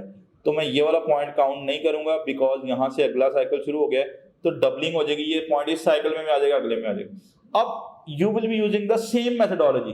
सबसे पहले जितनी भी नॉन वैल्यूज हैं वो लिख लें सारी। सर लिखते हैं नॉन वैल्यूज, क्या क्या है स्टूडेंट बता दें जरा जो वैल्यूज आई हैं। एक तो आई है 0, फिर आई है वी नॉट, फिर कितनी आई है 0, फिर कितनी आई है 0। भाई जितनी भी नॉन वैल्यूज थी वो लिख ली। अब मैंने आपको हमेशा बोला आरएमएस को उल्टा सॉल्व करो, यानी सबसे पहले आप लो स्क्वायर। तो सबसे पहले you will have to take the square of all the known values. ये लें, ये मैंने स्क्वायर ले लिया। भाई उससे अगला मरहला क्या है students, you will have to find the mean. आपने मीन पता लगानी है। अब मीन पता लगाने के लिए जितनी भी नॉन वैल्यूज हैं उन सबको ऐड करके जितनी उनकी तादाद है, मुझे लग रहा है ये तादाद में 4 हैं, आपने 4 से इसको क्या कर लेना है, डिवाइड कर लेना है। ये तो हो गया मीन। अब अगला मरहला है you will have to find the root. भाई रूट का मतलब है कि आप क्या पता लगाएंगे, स्क्वायर रूट पता लगाएंगे। ये लें, ये हमने इसके ऊपर लिख दिया रूट। बताओ स्टूडेंट्स ये क्या आ गई हमारे पास, वी आरएमएस आ गई, लेकिन किसकी भला, इनपुट एसी की? नहीं नहीं नहीं नहीं नहीं, ये आउटपुट डीसी की आई है, ये आउटपुट डीसी, क्योंकि डीसी का एक साइकिल बना है। अब बेटे देखो ऊपर वाली सारी वैल्यूज में जीरोस तो सारे हट जाएंगे, ऊपर क्या बचा, वी नॉट का स्क्वायर, और नीचे हमारे पास क्या आ रहा है 4। अब कहानी है बहुत आसान, वी नॉट का स्क्वायर और स्क्वायर रूट क्या हो जाएंगे, कैंसिल हो जाएंगे। अगर आप आरएमएस वैल्यू पता लगाओ किसकी भला, आउटपुट डीसी की, तो वी नॉट का स्क्वायर और स्क्वायर रूट जाएंगे और 4 के ऊपर 4 का स्क्वायर रूट कितना आ जाएगा 2। तो मालूम पड़ा कि भाई आरएमएस वैल्यू, आउटपुट डीसी की आरएमएस वैल्यू कितनी होगी भाई, वो होगी वी नॉट बाय 2, यानी आपने पीक वैल्यू को 2 से डिवाइड करना है। और आपको इंटरेस्टिंग चीज बताऊं कि अगर वो आपको आउटपुट की पीक वैल्यू ना बताए तो स्टूडेंट्स हम ये सीख आए हैं कि हम इनपुट की पीक वैल्यू को ही यूज कर सकते हैं, किसमें भला, आउटपुट में यूज कर सकते हैं। So this is the story about के आरएमएस वैल्यूज और पीक वैल्यूज कैसे पता लगानी। सीख तो लिया आपने। एक दफा एक स्लाइड ला रहा हूं जिसमें आपको ये सारा रिकॉल करने का मौका मिलेगा, एक दफा सारा रिकॉल कर लें, फिर उसके वेरी नेक्स्ट में we will be having some tricky questions जिनमें आपने अभी जो कॉन्सेप्ट सीखा है बच्चों उसको क्या कर रहे हो आप, अप्लाई करके आपको बेहतर अंडरस्टैंडिंग इंशाल्लाह हो रही होगी। सो आइए let's have a quick overview about the peak and RMS values. मैंने क्या बताया स्टूडेंट्स, हमने पहली बात ये सीखी कि भाई अगर हम हाफ वेव रेक्टिफिकेशन की बात करें तो हाफ वेव रेक्टिफिकेशन के दौरान पीक वैल्यूज चेंज नहीं होती, जितनी इनपुट एसी की पीक वैल्यू होगी आउटपुट डीसी की भी उतनी ही पीक वैल्यू होगी। जबकि अगर वो आपसे इनपुट एसी की आरएमएस वैल्यू पूछे तो उसका formula V naught over square root 2 है, और अगर वो आपसे आउटपुट डीसी की आरएमएस वैल्यू पूछे तो वो वी नॉट बाय 2 है। और मैंने ऑलरेडी बता दिया कि अगर वी नॉट नहीं पता आउटपुट वाला तो इनपुट को ही आउटपुट में यूज कर लो, क्योंकि पीक वैल्यूज हमेशा सेम रहती हैं। आपको ये फॉर्मूले रिकॉल कर लेने हैं स्टूडेंट्स, और इसी फॉर्मूले की बेस पे लेट्स हैव सम क्वेश्चंस। अभी आपके सामने एक बड़ा आसान सा क्वेश्चन आ रहा है, उसके बाद थोड़ा ट्रिकी पोर्शन, हम थोड़ा एडवांस लेवल की तरफ जा रहे होंगे बच्चों। अब कहानी है बहुत आसान। An alternating voltage of maximum value 220 volt is pass through a half wave rectifier. आपने क्या किया, ये आपको पीक वैल्यू दे दी है बेटे। पीक वैल्यू किसकी भला, इनपुट एसी की पीक वैल्यू दे दी गई है कि हमने एक ऑल्टरनेटिंग करंट दिया है, किसको दिया है, हाफ वेव रेक्टिफायर को, और उसकी पीक वैल्यू कितनी है 220 वोल्ट। तो अब बताओ जो what will be the RMS value of the output voltage. आपने आउटपुट बताओ, रेक्टिफिकेशन के दौरान आउटपुट में क्या मिलेगा, डीसी मिलेगा। तो आपने क्या बतानी है स्टूडेंट्स, आरएमएस वैल्यू बतानी है किसकी भला, आउटपुट डीसी की। So simply you need to recall the formula जो कि ये बोलता है कि अगर अपने आरएमएस वैल्यू आउटपुट डीसी की पता लगानी है तो वो कितनी होती है, वो वी नॉट बाय 2 होती है। इनपुट एसी की V not by square root 2 होती है, लेकिन आउटपुट डीसी कितनी है, वी नॉट बाय 2। अब सर ये वी नॉट कहां से लाएं भाई, आउटपुट का वी नॉट चाहिए, आउटपुट की पीक वैल्यू चाहिए। बच्चों हमें पता है कि पीक वैल्यू जो इनपुट की होती है उतनी ही आउटपुट में मिलती है। तो भले इनपुट की पीक वैल्यू दी हुई है बट उसी को आप यूज कर सकते हो किसकी जगह पे, आउटपुट की जगह पे। तो मैं यूज करने जा रहा हूँ 220/2। So our answer comes out to be 120 volt. तो देखें, ये तो अगर आपको आरएमएस वैल्यू पूछी जाए आउटपुट डीसी की तो आपकी क्या अप्रोच होगी, आपने बच्चों सीखा। अब लेट्स हैव अनदर क्वेश्चन, और ये बहुत अच्छा क्वेश्चन है, इसको बड़े ध्यान से आपको सुनना पड़ेगा और आपको इसको बड़े ध्यान से सॉल्व करना पड़ेगा। अब सुने, the RMS value of the current flowing through the circuit will be when the diode has a negligible resistance when the forward bias. अच्छा कहानी क्या है, सुनते हैं बच्चों। एक लोड रजिस्टर जो है वो उसने लगा रखा है, और लोड रजिस्टर की जो resistance you can see that is 50 ओम।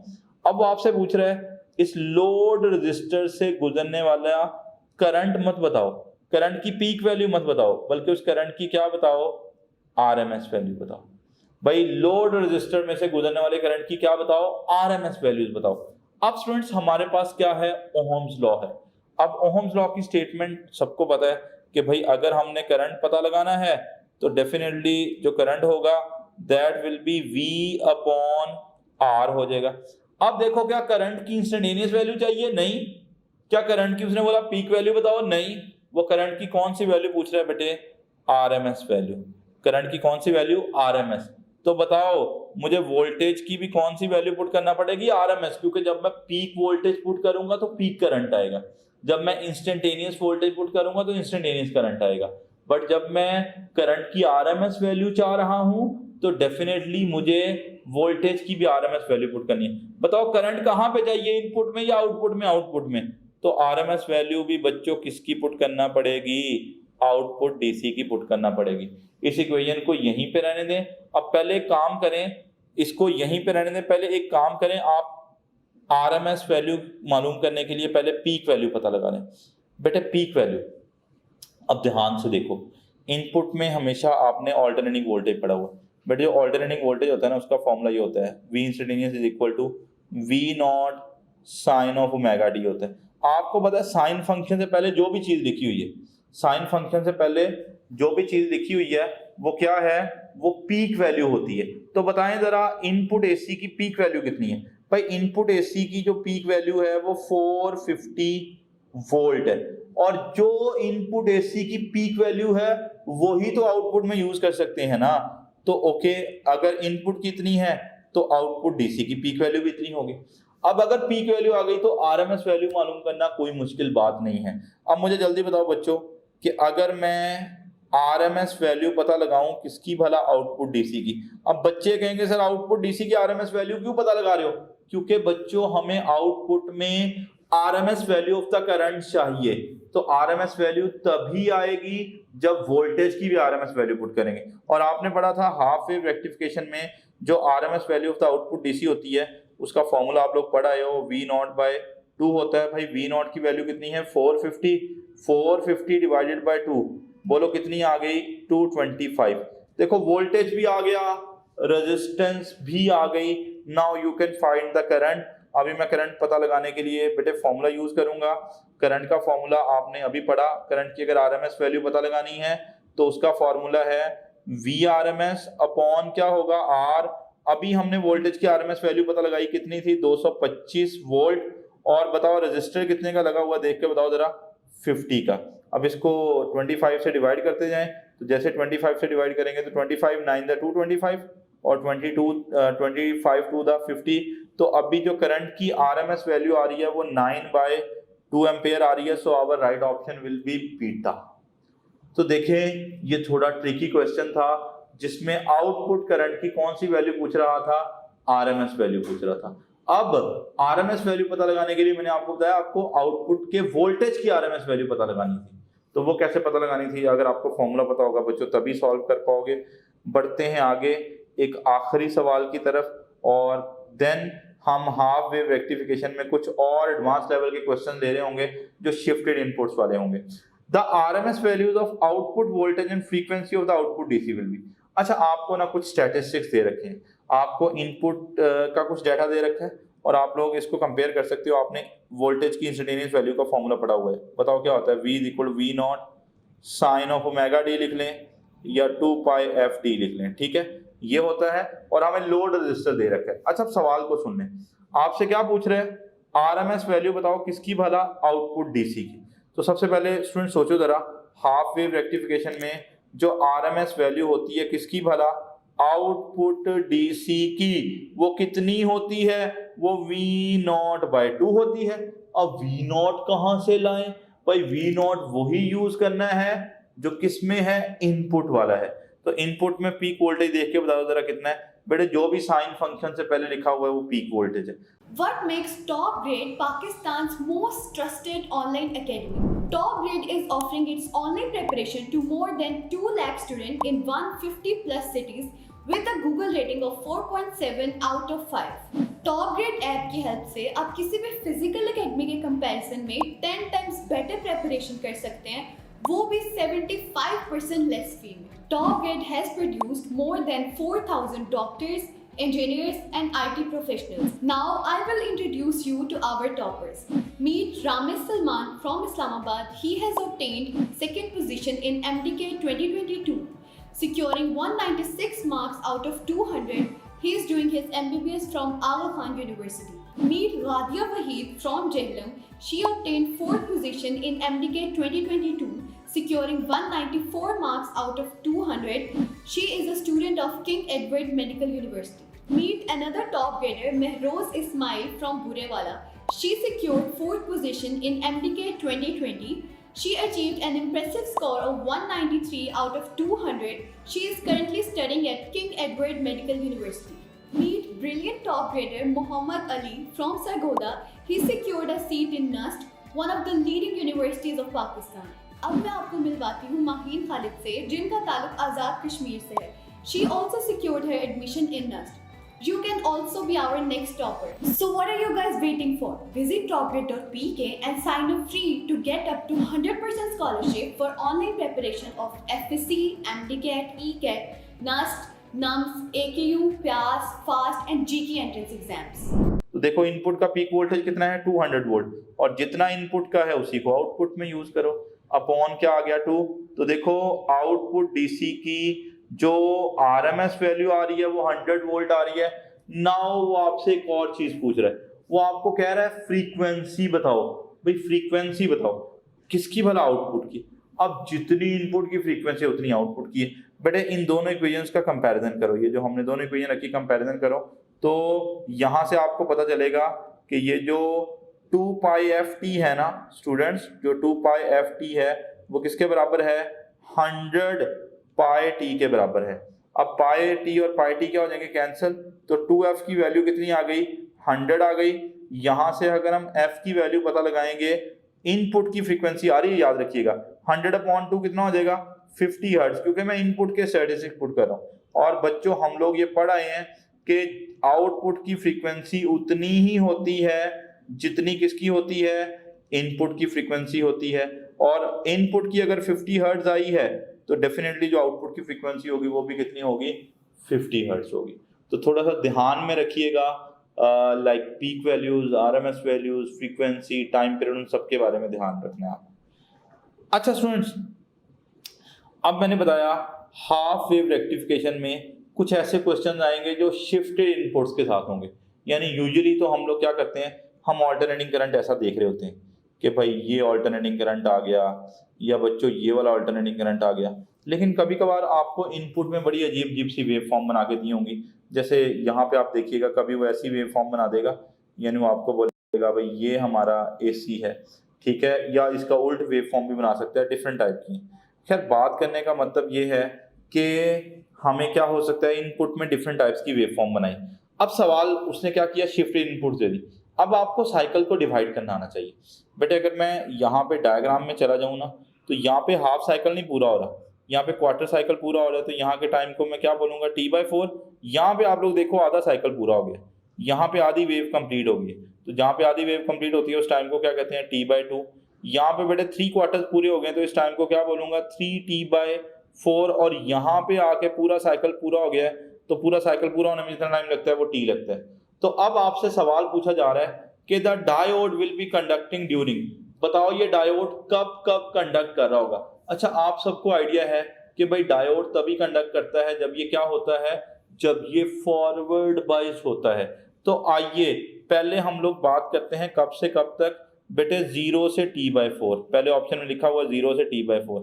अच्छा इतने पोर्शन को देखो बच्चों 0 से T/4 तक, बताओ current mean line, sorry current या वोल्टेज मीन लाइन से क्या है ऊपर। जब मीन लाइन से ऊपर है तो हम पॉजिटिव साइकिल की बात कर रहे हैं। तो पॉजिटिव साइकिल के दौरान बच्चों अपर एंड हमेशा क्या होता है पॉजिटिव होता है, और लोअर एंड क्या होता है हमेशा नेगेटिव। अब देखो एन रीजन किससे कनेक्टेड है, पॉजिटिव से कनेक्टेड है। अगर एन रीजन पॉजिटिव से कनेक्ट हो जाए तो ये क्या हो जाएगा, रिवर्स बाइस हो जाएगा, और रिवर्स बाइस होएगा तो ये कंडक्ट नहीं करने देगा। तो बताओ क्या 0 से T/4 तक कंडक्शन हो रही है, नहीं।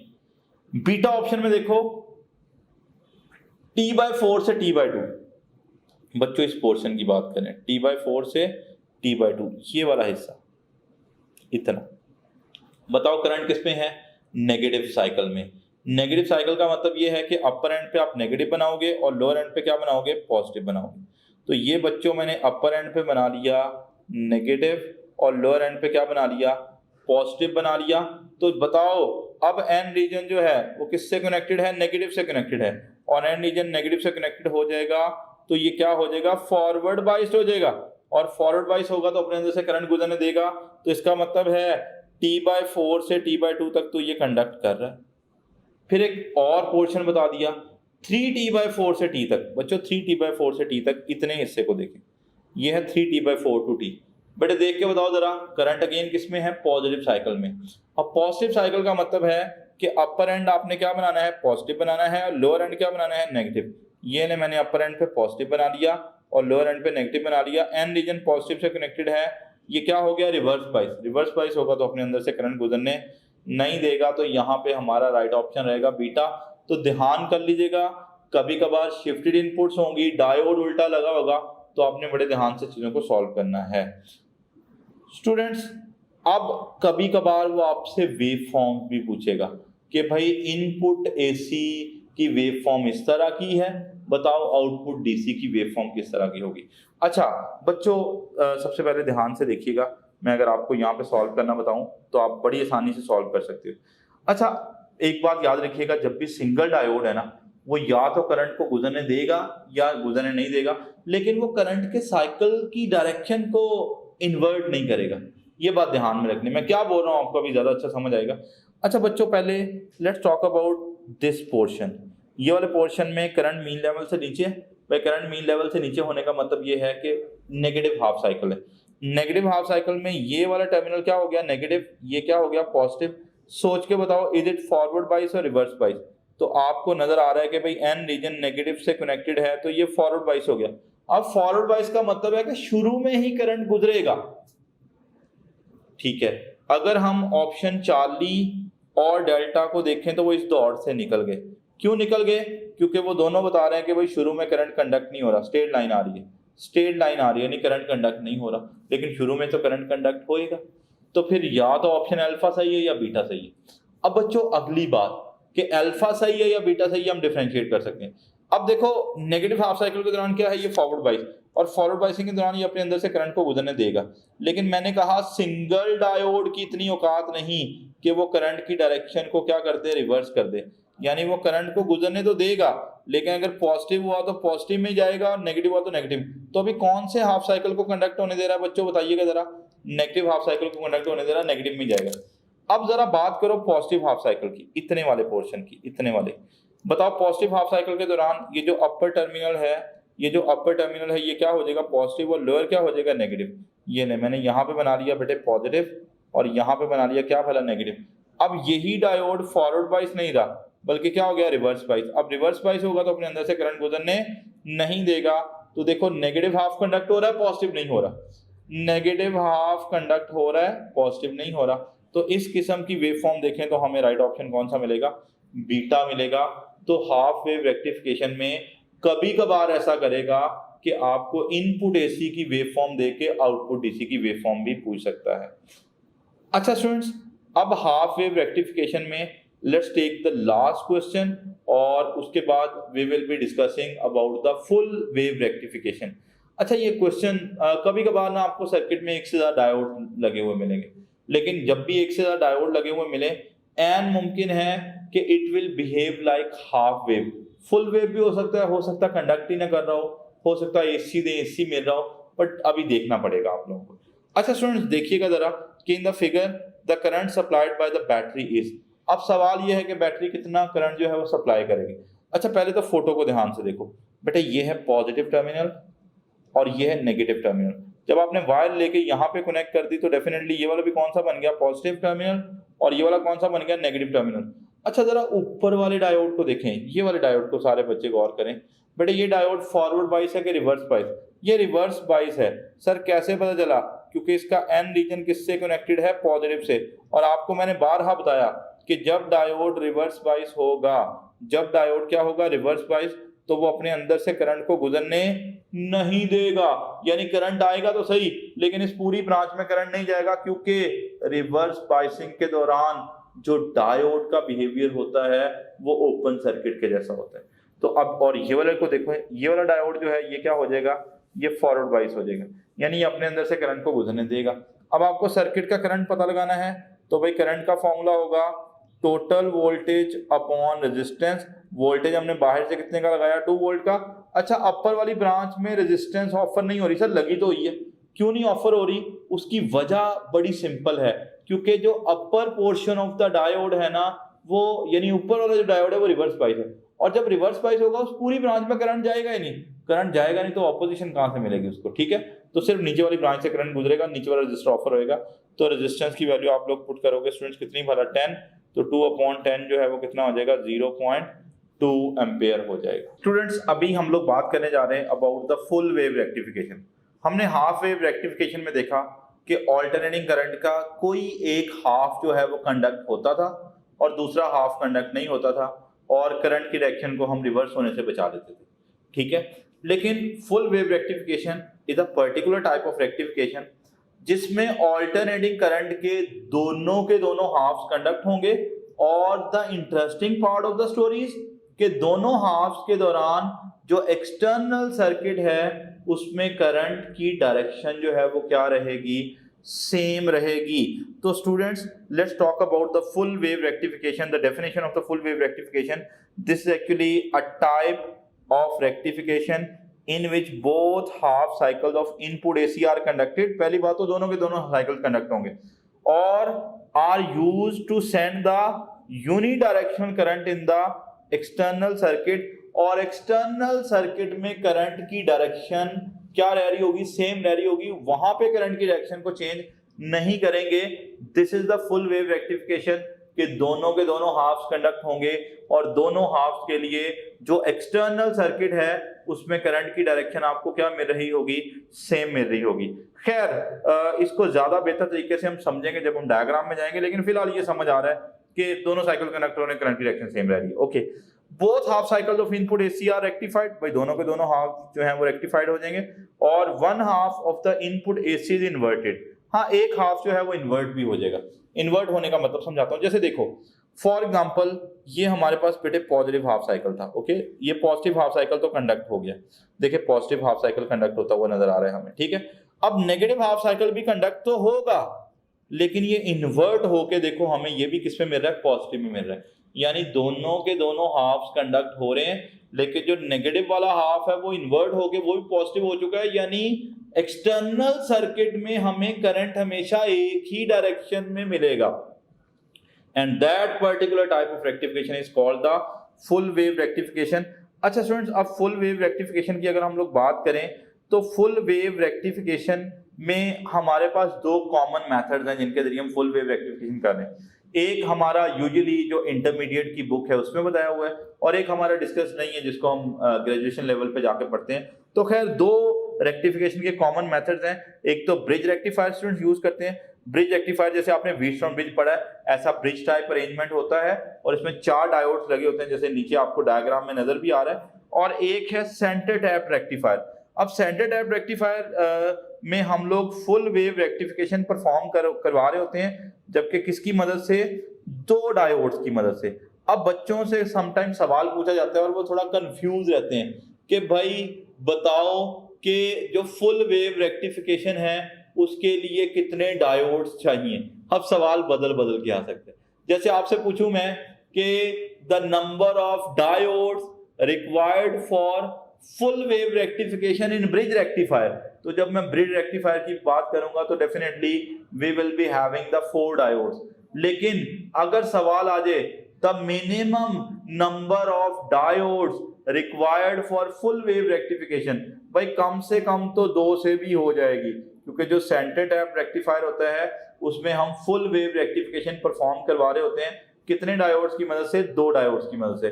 तो फुल वेव रेक्टिफिकेशन जो है वो अगर तो ब्रिज रेक्टिफायर से परफॉर्म करवाई जा रही है तो you will have to use the 4 diode, और अगर आपको लाइक सेंटर टैप रेक्टिफायर से उसको परफॉर्म करवा रहे हैं तो then you need the 2 diodes.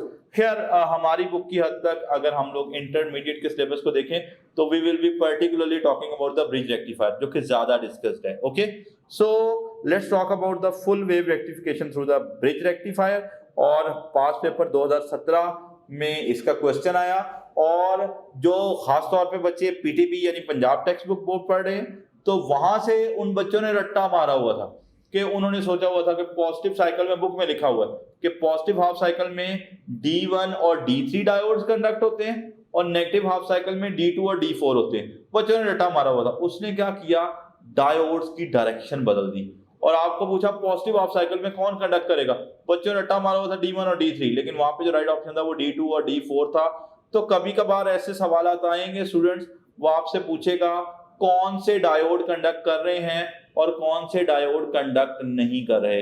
तो जब ऐसी कहानी होगी तो आपकी अप्रोच क्या होगी, मैं आपको एक सिंगल ये जो स्लाइड है उसमें पूरी डिटेलिंग समझा रहा हूं और अगर आपने ये डिटेल सुन ली तो आपको किसी भी टाइप का क्वेश्चन आएगा ना फुल वेव रेक्टिफिकेशन से, तो you people can easily solve that question.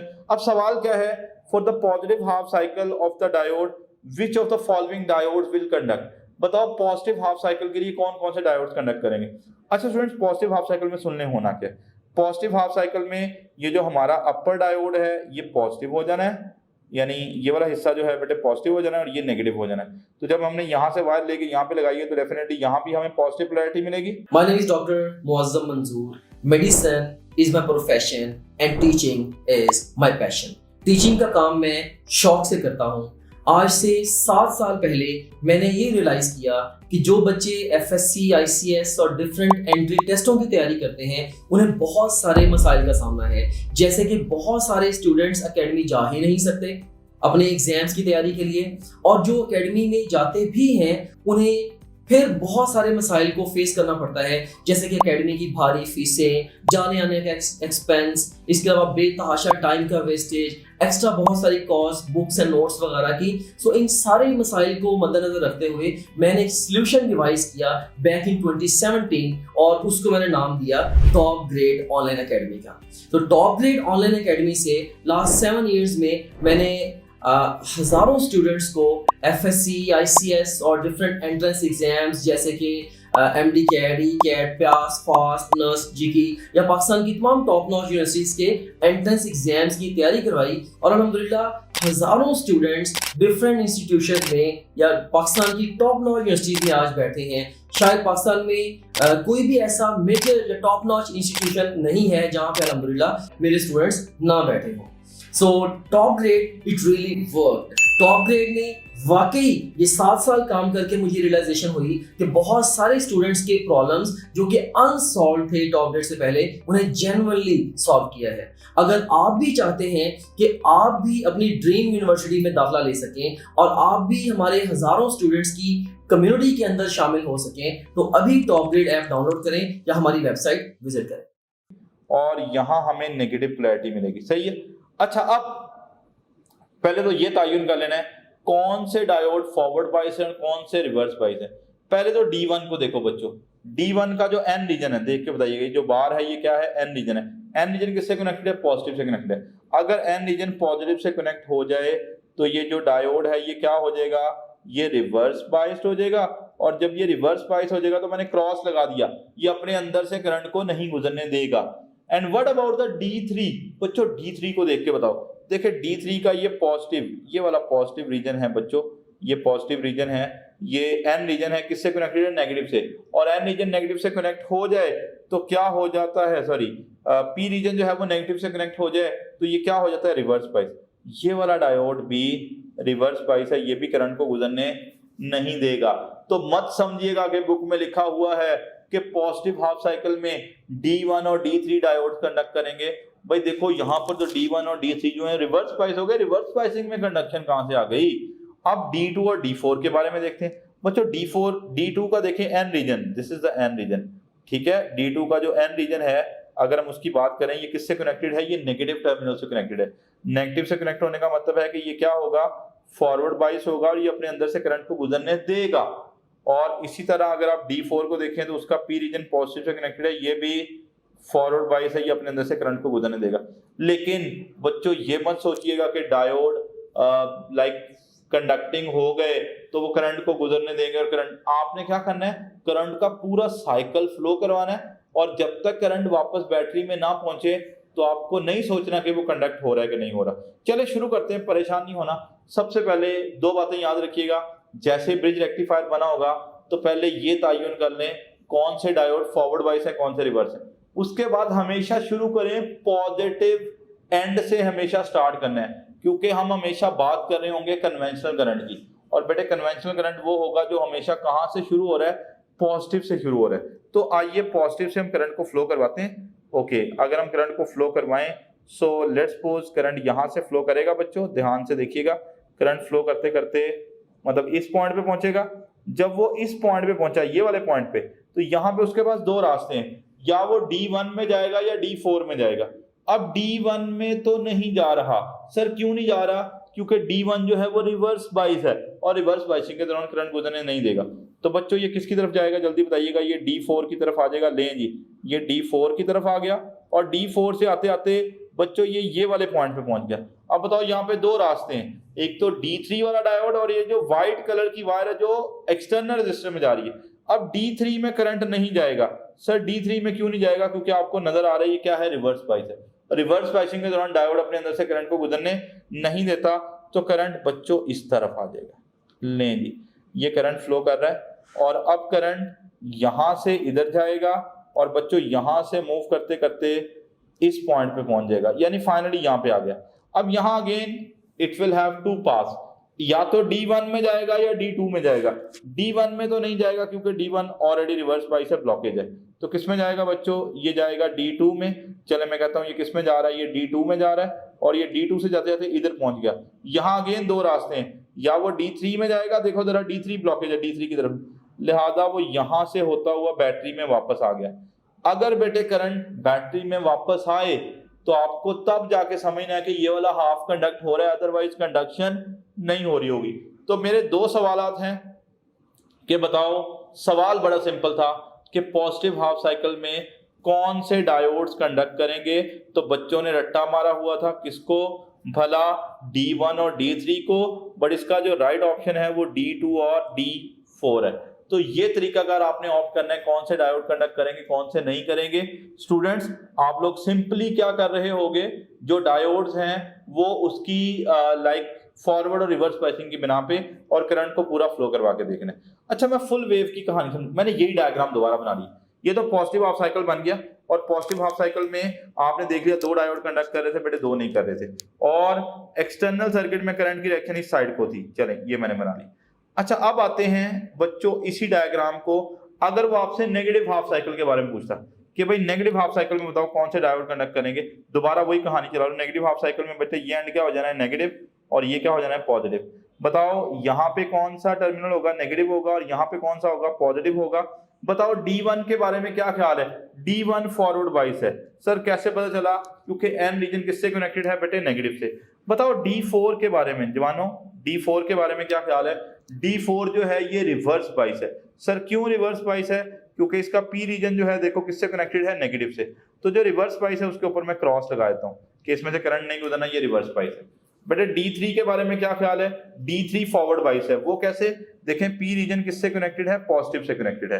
तो P रीजन पॉजिटिव से कनेक्टेड हो जाए तो फॉरवर्ड बाइस हो जाता है, तो लिहाजा ये फॉरवर्ड बाइस हो गया। इस पे मैं टिक कर देता हूं कि ये करंट को गुजरने देगा।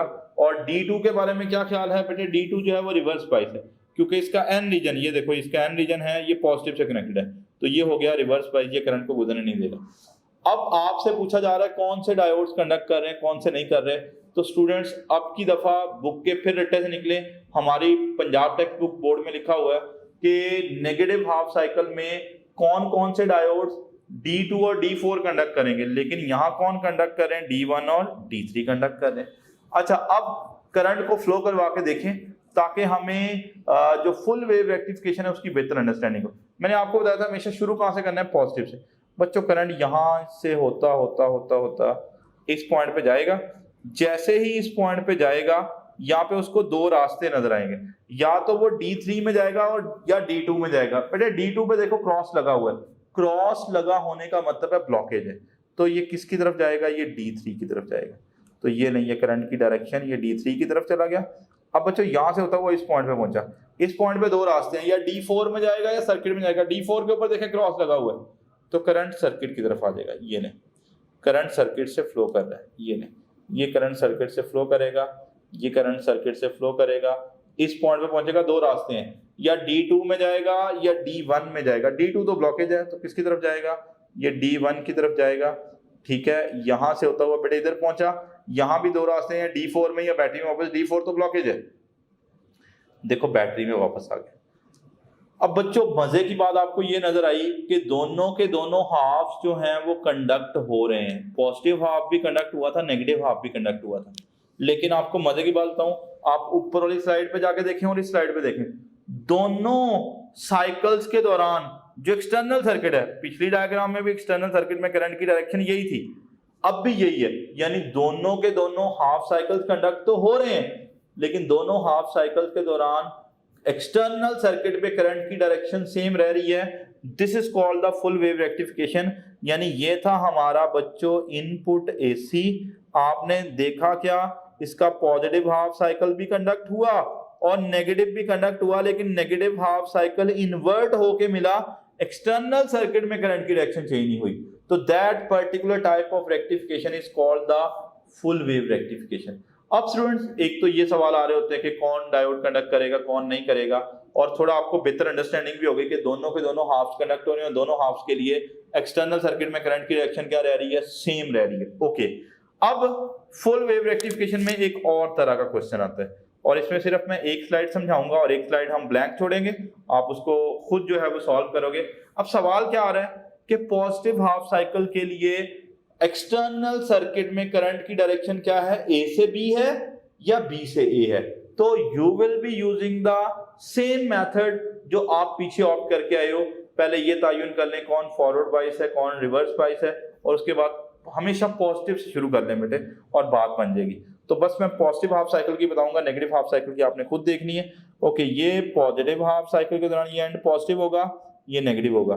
बेटे ये क्या हो गया, पॉजिटिव हो गया, ये क्या हो गया, नेगेटिव। अब मुझे जल्दी बताएं, ये जो D1 डायोड है ये तो क्या हो गया, रिवर्स बाइस। कैसे वाला, क्योंकि इसका एन रीजन पॉजिटिव से कनेक्टेड है। और D3 के बारे में देखें क्या क्या आ रहा है भाई, D3 वाला डायोड भी रिवर्स बाइस है। सर कैसे रिवर्स बाइस है, क्योंकि P रीजन नेगेटिव से कनेक्टेड है, और D2 और D4 को देखेंगे तो फॉरवर्ड बाइस हो जाएंगे। सही है, वही कहानी है। आप शुरू करोगे हमेशा कहां से भला, पॉजिटिव हाफ साइकिल से। ये नहीं, पॉजिटिव हाफ साइकिल से शुरू किया, पॉजिटिव हाफ साइकिल से बेटे शुरू होगा, करंट इस डायरेक्शन में जाएगा, और जब यहां पे पहुंचेगा ये वाले पॉइंट पे, तो it can have two paths. भाई दो रास्ते हैं, या D1 में जाएगा या D4 में। तो D1 में तो जाएगा नहीं क्योंकि ब्लॉकेज है, D4 में जाएगा। अब यहाँ पे पहुंचा बेटे, यहाँ पे दो रास्ते हैं, D3 में जाएगा या सर्किट में जाएगा। तो ये लो सर्किट में चला गया। अब ये मत समझो कि सर्किट से करंट गुजर गया, बट जब तक बैटरी में वापस ना पहुंचे अभी मतलब हम उसकी कंडक्शन नहीं मानेंगे। तो खैर अभी गुजर रहा है बेटे, इस डायरेक्शन में जाएगा और यहाँ पे पहुंचेगा, दो रास्ते हैं D1 और D2, तो D2 में जाएगा। इस पॉइंट पे पहुंचेगा, दो रास्ते हैं D3 या बैटरी, तो देखो ये बैटरी की तरफ वापस पहुंच गया। तो देखो दोनों के दोनों हाफ्स जो हैं वो कंडक्ट हो रहे हैं, और दोनों हाफ्स में जो करंट की डायरेक्शन है, यानी अगर वो पॉजिटिव हाफ साइकिल की बात कर रहे हैं तो खैर ये ऑप्शन जो है इनको सही होने की जरूरत है बेटे। यहाँ पर जो पॉजिटिव हाफ साइकिल है उसमें जो करंट की डायरेक्शन है वो किधर है, ए से बी है या बी से ए है, तो ए से बी है। और अगर ये फुल वेव रेक्टिफायर है और मैं आपसे पूछूं कि नेगेटिव हाफ साइकिल में करंट की डायरेक्शन क्या होगी, तो बेटे तब भी ए से बी की तरफ ही होगी।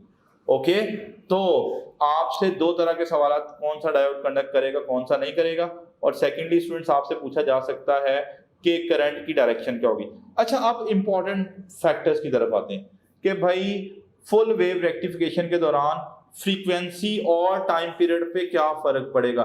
जैसे हमने देखा था हाफ वेव में तो चेंज ही नहीं होती थी, अब फुल वेव को बड़े ध्यान से समझिएगा बेटे।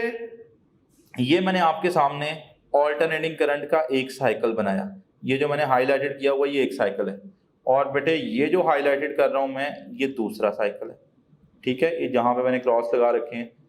अब बताओ जरा, इनपुट में जो एसी दे रहे हैं उसके कितने साइकिल्स पूरे हो रहे हैं बेटे, दो साइकिल्स पूरे हो रहे हैं। यानी आप समझ लें जो इनपुट की फ्रीक्वेंसी है वो 2 हर्ट्ज है। 2 हर्ट्ज का मतलब है कि हमारे दो साइकिल्स जो हैं वो पूरे हो रहे हैं पर सेकंड। ओके बेटे, साइकिल किस चीज को बोलते हैं, शेप की रेपिटेशन को। इनपुट में बार बार यही शेप रिपीट हो रही है, ये नहीं, इनपुट में बार बार बेटे ये वाली शेप रिपीट हो रही है, ये वाली शेप रिपीट हो रही है, ठीक है। अच्छा, आउटपुट में कितने साइकिल मिले, इनपुट में 2 दिए हैं, आउटपुट में देखते हैं बेटे। आउटपुट में you can see there are 4 cycles. Sir वो कैसे, साइकिल किसको बोलते हैं स्टूडेंट्स, याद रखिएगा, साइकिल बोलते हैं एक शेप की रेपिटेशन को, और आउटपुट में बार बार ये शेप, ये शेप, ये शेप, ये शेप जो है वो रिपीट हो रही है। तो जो शेप बार बार रिपीट हो रही है उसी को क्या बोलते हैं, साइकिल बोलते हैं। तो जल्दी बताइएगा, इनपुट में हमने कितने साइकिल दिए। अच्छा पहले मतलब एक साइकिल को गौर कर लेना, जब मैंने इनपुट का एक साइकिल दिया था ना, तो आउटपुट में इसका पॉजिटिव हाफ भी कंडक्ट हुआ, नेगेटिव कंडक्ट होगा, लेकिन डायरेक्शन रिवर्स हो जाएगी, यानी इन्वर्ट होकर मिलेगा। दोनों साइकिल्स में करंट की डायरेक्शन जो है वो सेम मेरी होगी एक्सटर्नल सर्किट में। तो देखो इनपुट में दिया था एक साइकिल और आउटपुट में किसको एक साइकिल बोल रहे हैं, ये वाली शेप को एक साइकिल बोल रहे हैं, ये वाली शेप को एक साइकिल बोल रहे हैं। तो बताओ आउटपुट में हमें कितने साइकिल मिल रहे हैं, 4 साइकिल मिल रहे हैं। तो इनपुट की फ्रीक्वेंसी 2 हर्ट्ज और आउटपुट की फ्रीक्वेंसी हमें कितनी मिल रही है, 4 हर्ट्ज मिल रही है। यानी मालूम पड़ा कि जो फुल वेव रेक्टिफिकेशन है बच्चों, जो फुल वेव रेक्टिफिकेशन है उसमें जो आउटपुट की फ्रीक्वेंसी होगी वो इनपुट से क्या होगी, डबल। आउटपुट में 2 साइकिल दिए, सॉरी इनपुट में 2 साइकिल दिए, आउटपुट में 4 मिले। और अगर आउटपुट की फ्रीक्वेंसी डबल हो जाएगी तो जो आउटपुट का टाइम पीरियड होगा वो इनपुट से क्या होगा, हाफ होगा। तो फ्रीक्वेंसी डबल और टाइम पीरियड हाफ ध्यान में रखिएगा। Let's have some practice questions. अब बड़े ध्यान से बच्चों आपको आंसर करना है। ये फुल वेव रेक्टिफिकेशन है, इसमें ट्रिकी क्वेश्चन है। The time period of output DC in the full wave rectifier is 20 millisecond. What will be the frequency of input AC. परेशानी वाली बात नहीं है, उसने आपको बता दिया कि भाई जो हम लोग आउटपुट में डीसी ले रहे हैं उसका टाइम पीरियड बता दिया हमें। आउटपुट डीसी का जो टाइम पीरियड होता है वो उसने बता रखा है बच्चों, how much that is 20 millisecond. लेकिन वो फ्रीक्वेंसी किसकी पूछ रहा है, इनपुट की। आपके पास 2 तरीके हैं। पहला तरीका तो ये है कि पहले आउटपुट टाइम पीरियड को यूज करते हुए आउटपुट की फ्रीक्वेंसी निकाले। चले आइए मैं आउटपुट की फ्रीक्वेंसी नहीं मालूम करता हूँ। बच्चों हमें पता है कि अगर हमने आउटपुट की फ्रीक्वेंसी पता लगानी है तो 1 अपॉन टाइम पीरियड ऑफ भी कौन सा यूज करना पड़ेगा, आउटपुट का। देखें हमें आउटपुट का टाइम पीरियड दे रखा है 20 मिली सेकेंड। अब मिली की जगह हम क्या लिख देंगे, -3। इसको यहाँ पे ले जाएं तो ये बनेगा 10⁻³ अपॉन क्या बना 20। और आप सब लोग जानते हो कि 10⁻³ की जगह हम लोग क्या लिख सकते हैं, लाइक 1000 लिख सकते हैं। तो 1000 डिवाइडेड बाय 20, सो ये जो आपका आंसर आएगा वो 50 हर्ट्ज आ गया। बताओ ये कौन सी फ्रीक्वेंसी आ गई है बच्चों, ये फ्रीक्वेंसी आ गई है आउटपुट डीसी की। आउटपुट डीसी की फ्रीक्वेंसी 50 हर्ट्ज। लेकिन सर वो हमसे आउटपुट तो पूछ ही नहीं रहा, वो तो हमसे इनपुट पूछ रहा है। तो हम बच्चों पढ़ आए हैं कि भाई फुल वेव रेक्टिफिकेशन में जो आउटपुट की फ्रीक्वेंसी होती है वो इनपुट से डबल होती है। तो यहाँ इनपुट की पुट करके आउटपुट की निकाल लो या आउटपुट की पुट करके इनपुट की निकाल लो। तो यहाँ से मुझे इनपुट फ्रीक्वेंसी पता लगानी है। Assalamu alaikum. My name is Malaika Talimar. Alhamdulillah, I got 196 out of 200 marks and secured third position in MDCAT 2024. मैं इस टाइम बात करना चाहती हूँ सेकेंड ईयर के स्टूडेंट से जिन्होंने अभी नेक्स्ट ईयर MDCAT देना है। मेरी आप लोग को यही एडवाइस है कि आप लोग MDCAT की तैयारी अभी से शुरू कर दें। आप लोग FSC में ही अगर MDCAT की तैयारी शुरू कर देंगे तो आप लोगों के लिए आगे बहुत बेनिफिशियल है। इसके लिए आप लोग यूँ कर सकते हैं कि आप एक ऑनलाइन अकेडमी ज्वाइन करें। इसका फ़ायदा ये होगा कि आप लोग जिस वीक में आपने जो टॉपिक पढ़ा है आप इन पे सैटरडे संडे को उस टॉपिक का लेक्चर लें, उसके MCQs प्रैक्टिस करें। इसके लिए आपको उतना ज़्यादा टाइम आपका FSC का भी ज़ाया नहीं होगा और आपकी MDCAT की तैयारी भी होती रहेगी। और इस तरह से आपको बहुत फ़ायदा होगा MDCAT की तैयारी में, क्योंकि आपका बहुत सारा काम पहले ही हो चुका होगा। तो मेरी ये एडवाइस है कि आप लोग FSC में ही MDCAT की तैयारी शुरू कर लें। ये गलती मैंने की थी कि मैंने FSC में ही MDCAT की तैयारी शुरू नहीं की थी, और यही वजह थी मेरी कि मैं एक MDCAT रिपीटर थी और फर्स्ट टाइम में MDCAT क्लियर नहीं कर सकी थी। सो आप लोग इस गलती से बचें। इंशाल्लाह आप लोग भी एक अच्छे मेडिकल कॉलेज में ज़रूर एडमिशन लेंगे। माय नेम इज़ साद शबीर। मैंने MDCAT 2024 में 197 मार्क्स हासिल किए हैं अलहम्दुलिल्लाह। और एक MDCAT जर्नी ये है कि लास्ट ईयर मैंने MDCAT 2023 में 165 मार्क्स हासिल किए थे, जो कि नॉट इनफ थे। तो इस साल मैंने MDCAT रिपीट किया। लास्ट ईयर जब मैंने फ़िज़िकल एकेडमी ज्वाइन की थी तो उसमें काफ़ी सारे प्रॉब्लम्स आई थिंक फेल्ट, और उनमें सबसे ज़्यादा बड़ा प्रॉब्लम मेरे ख्याल में हॉस्टल लाइफ था, क्योंकि हॉस्टल लाइफ का बिल्कुल भी मुझे एक्सपीरियंस था ही नहीं। और उसमें सबसे ज़्यादा प्रॉब्लम ये थे कि जिस तरह से खाना वगैरह का प्रॉब्लम होता है, पहले 2-3 वीक्स तो ऐसे ही लग जाते हैं, मतलब रूटीन सेट करने में जिस तरह से होता है। और इसके अलावा फिर प्रैक्टिकल्स भी होते हैं सेकेंडरी के बाद, सेकेंडरी के प्रैक्टिस, और उनमें कब सारे भी होते हैं, तो काफ़ी टाइम वेस्ट हुआ। तो लास्ट ईयर देर नहीं हो सका था। इस साल मैंने बड़ी मॉडिफिकेशन करके प्रिपरेशन की, और मैंने जनवरी 2024 में टॉपलेट ज्वाइन किया, जिसने मेरी बहुत हेल्प की 2024 के MDCAT को क्लियर करने की। सबसे ज़्यादा मैं उनको ही थैंक यू करना चाहूँगा कि उन्होंने मेरी बड़ी हेल्प की। और इसके अलावा ये कि प्रैक्टिस MCQs के लिए मैंने उनको यूज़ किया। सिर्फ फिज़िकल इवेंट में मैंने 1 मंथ के लिए ज्वाइन की, जो कि सिर्फ और सिर्फ टेस्ट के लिए, क्योंकि मैं थोड़ा डिफरेंट वे में टेस्ट लेना चाहता था। फिर 2024 का एग्ज़ाम किया तो माइंड में ये था कि टेस्ट जैसे होता है कि डिफ़िकल्ट टेस्ट, और पिछले साल का प्रेशर भी था थोड़ा, तो ये फीलिंग आ रही थी कि इस साल थोड़ा टफ लग रहा था। लेकिन अल्लाह का शुक्र है कि टॉप ग्रेड की वजह से और मेरी अपनी मेहनत की वजह से मेरा पेपर बहुत ज़्यादा अच्छा गया, मतलब उम्मीद से ज़्यादा अच्छा गया, जिसकी वजह से मैंने 197 मार्क्स हासिल किए और अल्हम्दुलिल्लाह पाकिस्तान में 3rd पोजीशन हासिल की। तो स्टूडेंट्स यू कैन सी कि जो इनपुट फ्रीक्वेंसी आएगी वो आउटपुट से हाफ आएगी। आउटपुट की इनपुट से डबल या इनपुट की आउटपुट से हाफ। तो आउटपुट फ्रीक्वेंसी कितनी मालूम की हमने 50 हर्ट्ज, और उसको आप डिवाइड कर दो 2 से, तो जो इनपुट की फ्रीक्वेंसी आएगी that comes out to be 25 hertz. देखें ये थोड़ा टेक्निकल। अच्छा, आप एक और काम भी कर सकते थे। मैंने तो पहले ऐसा किया ना कि आउटपुट टाइम पीरियड से आउटपुट फ्रीक्वेंसी पता लगाई। आप ऐसा कर सकते थे, आउटपुट टाइम पीरियड से इनपुट टाइम पीरियड भी पता लगा सकते थे। वो कैसे? अभी हमें पता है भाई, हमें पता है ये बात कि जो आउटपुट टाइम पीरियड होता है वो क्या होता है, इनपुट टाइम पीरियड से हाफ होता है। तो यहां से आप आउटपुट का टाइम पीरियड पुट करके इनपुट पता लगा लोगे, और जब इनपुट का टाइम पीरियड आ जाएगा तो इनपुट की फ्रीक्वेंसी मालूम करना कोई ज्यादा मुश्किल बात नहीं है। तो you can use either approach, इन दोनों में से आप कोई सी अप्रोच यूज करके आप चीजें सॉल्व कर सकते हो। अच्छा स्टूडेंट्स, अब लेते हैं एक और क्वेश्चन कि अगर हम लोग बात करें फुल वेव रेक्टिफिकेशन की, the frequency of input is an. देखो आपको इनपुट की फ्रीक्वेंसी दे दी गई है जो कि कितनी है, एन है। The frequency and the form of the output will be. अब आउटपुट की फ्रीक्वेंसी आपको पता है, this is full wave rectification, और फुल वेव रेक्टिफिकेशन में जो आउटपुट की फ्रीक्वेंसी होती है वो हमेशा इनपुट से डबल होती है। तो अगर इनपुट की एन थी तो आउटपुट की 2n होगी। अब 2n दो ऑप्शन में दिया हुआ है, चार्ली में और डेल्टा में। मुझे ये बताओ जो रेक्टिफिकेशन है उसके दौरान हमें कौन सा डीसी मिल रहा है, स्मूथ डीसी या पल्सेटिंग डीसी? भाई पल्सेटिंग डीसी मिल रहा है, तो ज्यादा बेहतर ऑप्शन जो है वो हमारे पास कौन सा रहेगा, that will be the delta.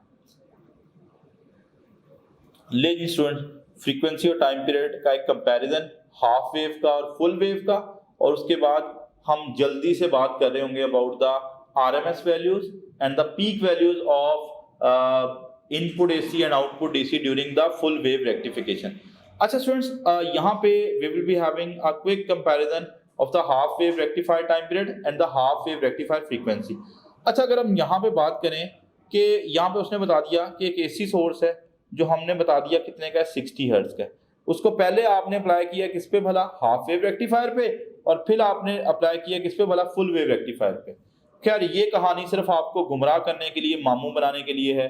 The output resistance this and this, ये सिर्फ कहानी है। असल सवाल यहाँ से शुरू हो रहा है, the ratio of the time period of output ripple in half wave to the time period of the full wave. आपने करना क्या है, आपने हाफ वेव में जो आउटपुट टाइम पीरियड आया था, I repeat, the time period output of the क्या भला, हाफ वेव, उसकी रेशियो बतानी है time period output of the क्या भला, फुल वेव के साथ। अब आपको पता है कि जो हाफ वेव रेक्टिफिकेशन है उसमें आउटपुट का टाइम पीरियड बताओ किसके बराबर होता है, इनपुट के बराबर होता है, सही है। जबकि जो फुल वेव रेक्टिफिकेशन है उसमें फ्रीक्वेंसी डबल हो जाती है लेकिन टाइम पीरियड क्या मिलता है, हाफ मिलता है। तो फुल वेव रेक्टिफिकेशन में जो आउटपुट का टाइम पीरियड मिलेगा वो इनपुट से क्या मिलेगा, हाफ। तो जो ही आप इस सारी कहानी को सॉल्व करोगे और 2 को इन्वर्ट करके ऊपर ले जाओगे तो आपका जो आंसर आएगा that comes out to be 2:1। So our answer will be Charlie. So Charlie will be the right answer. Okay, so ये स्टूडेंट्स हमने कुछ क्वेश्चन लिए जो रिलेट कर रहे थे फ्रीक्वेंसी और टाइम पीरियड को। अभी हम लोग बात करने जा रहे हैं पीक वैल्यूज के बारे में और RMS वैल्यूज के बारे में।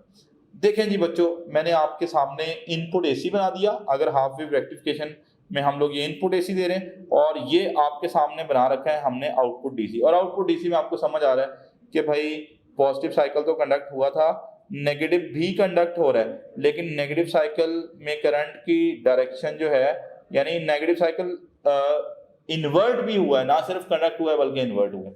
खैर बात करने का मतलब ये है कि हम पल्सेटिंग DC हमें मिल रहा है, AC तो दे रहे थे लेकिन DC कैसा मिल रहा है, पल्सेटिंग DC। अब आपको पता है कि इनपुट AC की कोई ना कोई पीक वैल्यू होती है। भाई इनपुट AC की कोई ना कोई, जब वो बढ़ेगा कभी ना कभी पीक वैल्यू अचीव करेगा।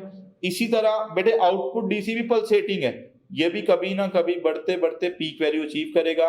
और we have the similar kind of story जो हमने हाफ वेव रेक्टिफिकेशन में पढ़ी थी कि फुल वेव रेक्टिफिकेशन में जो आउटपुट डीसी है उसकी पीक वैल्यू उतनी ही मिलेगी जितनी इनपुट एसी की थी। यानी फुल वेव रेक्टिफिकेशन के दौरान या हाफ वेव रेक्टिफिकेशन के दौरान पीक वैल्यूज कभी चेंज नहीं होती। जो इनपुट की पीक वैल्यू है आप उसी को आउटपुट में यूज कर सकते हो और जो आउटपुट की पीक वैल्यू है आप उसी को इनपुट में यूज कर सकते हो। बात ध्यान में रखिएगा। अभी हम लोग बात करने जा रहे हैं बेटे आरएमएस वैल्यूज। अब ये वाली पोर्शन तो आपको पता है, लेकिन मैं एक दफा दोबारा बता देता हूँ कि जो हम इनपुट एसी दे रहे हैं बेटा, अगर मैं उससे आपसे उसकी आरएमएस वैल्यू पूछूं तो आपने इनपुट एसी की आरएमएस वैल्यू इंटर लेवल पे पढ़ रखी है, कितनी होती है V0/2। और मैंने कहा था अगर ना पता हो तो तरीकाकार बताया था और मैं जल्दी से बता रहा हूँ। आपने आरएमएस वैल्यूज मालूम करने के लिए एक साइकिल के दौरान जितनी भी नॉन वैल्यूज हैं, जैसे देखो यहाँ वैल्यू कितनी है बच्चों, 0 है। यहाँ वैल्यू बताओ, जहां जहां आपको वैल्यूज पता है लिख लो, V0 है। यहाँ मुझे पता है वैल्यू 0 है, यहाँ मुझे वैल्यू पता है -V0 है, और यहाँ मुझे पता है वैल्यू 0 है। लेकिन I will not be considering this point, क्योंकि यहाँ से क्या शुरू हो चुका है, अगला साइकिल शुरू हो चुका है। तो बेटे एक साइकिल के दौरान जितनी भी नॉन वैल्यूज हैं वो लिखो। चले मैं लिखता हूँ जो वैल्यूज हैं। एक तो मुझे पता है 0 है, फिर मुझे पता है V0 है, फिर मुझे पता है 0 है, फिर मुझे पता है -V0 है।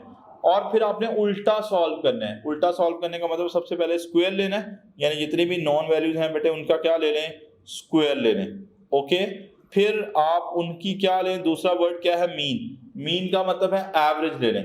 अब एवरेज के लिए तमाम वैल्यूज को ऐड करें और जितनी उनकी तादाद है, अब कितनी तादाद है देखो, सारी वैल्यूज की 4 है। और फिर डे एंड पे आपको क्या लेना है, रूट लेना है। रूट मतलब you will be having the square root. ये लें, ये मैंने लिख लिया स्क्वायर रूट। तो ये आपके पास आ गई स्टूडेंट्स क्या भला, आरएमएस वैल्यू आ गई। और किसकी आरएमएस वैल्यू आ गई बताओ। अभी हम किसको सॉल्व कर रहे हैं, इनपुट एसी को सॉल्व कर रहे हैं। और आप जो ही इसको सारा मैंने ऑलरेडी सोल्यूशन बता रखा है कि जैसे आप इनपुट एसी की आरएमएस वैल्यू सॉल्व करके देखोगे तो आपका ये जो सोल्यूशन आएगा that comes out to be V0/√2। ये तो फुल वेव रेक्टिफिकेशन में इनपुट एसी की आरएमएस वैल्यू आ गई। लेकिन अगर स्टूडेंट्स आपको पूछा जाए कि आउटपुट डीसी की आरएमएस वैल्यू बताओ, दिस इज रियली इंपॉर्टेंट।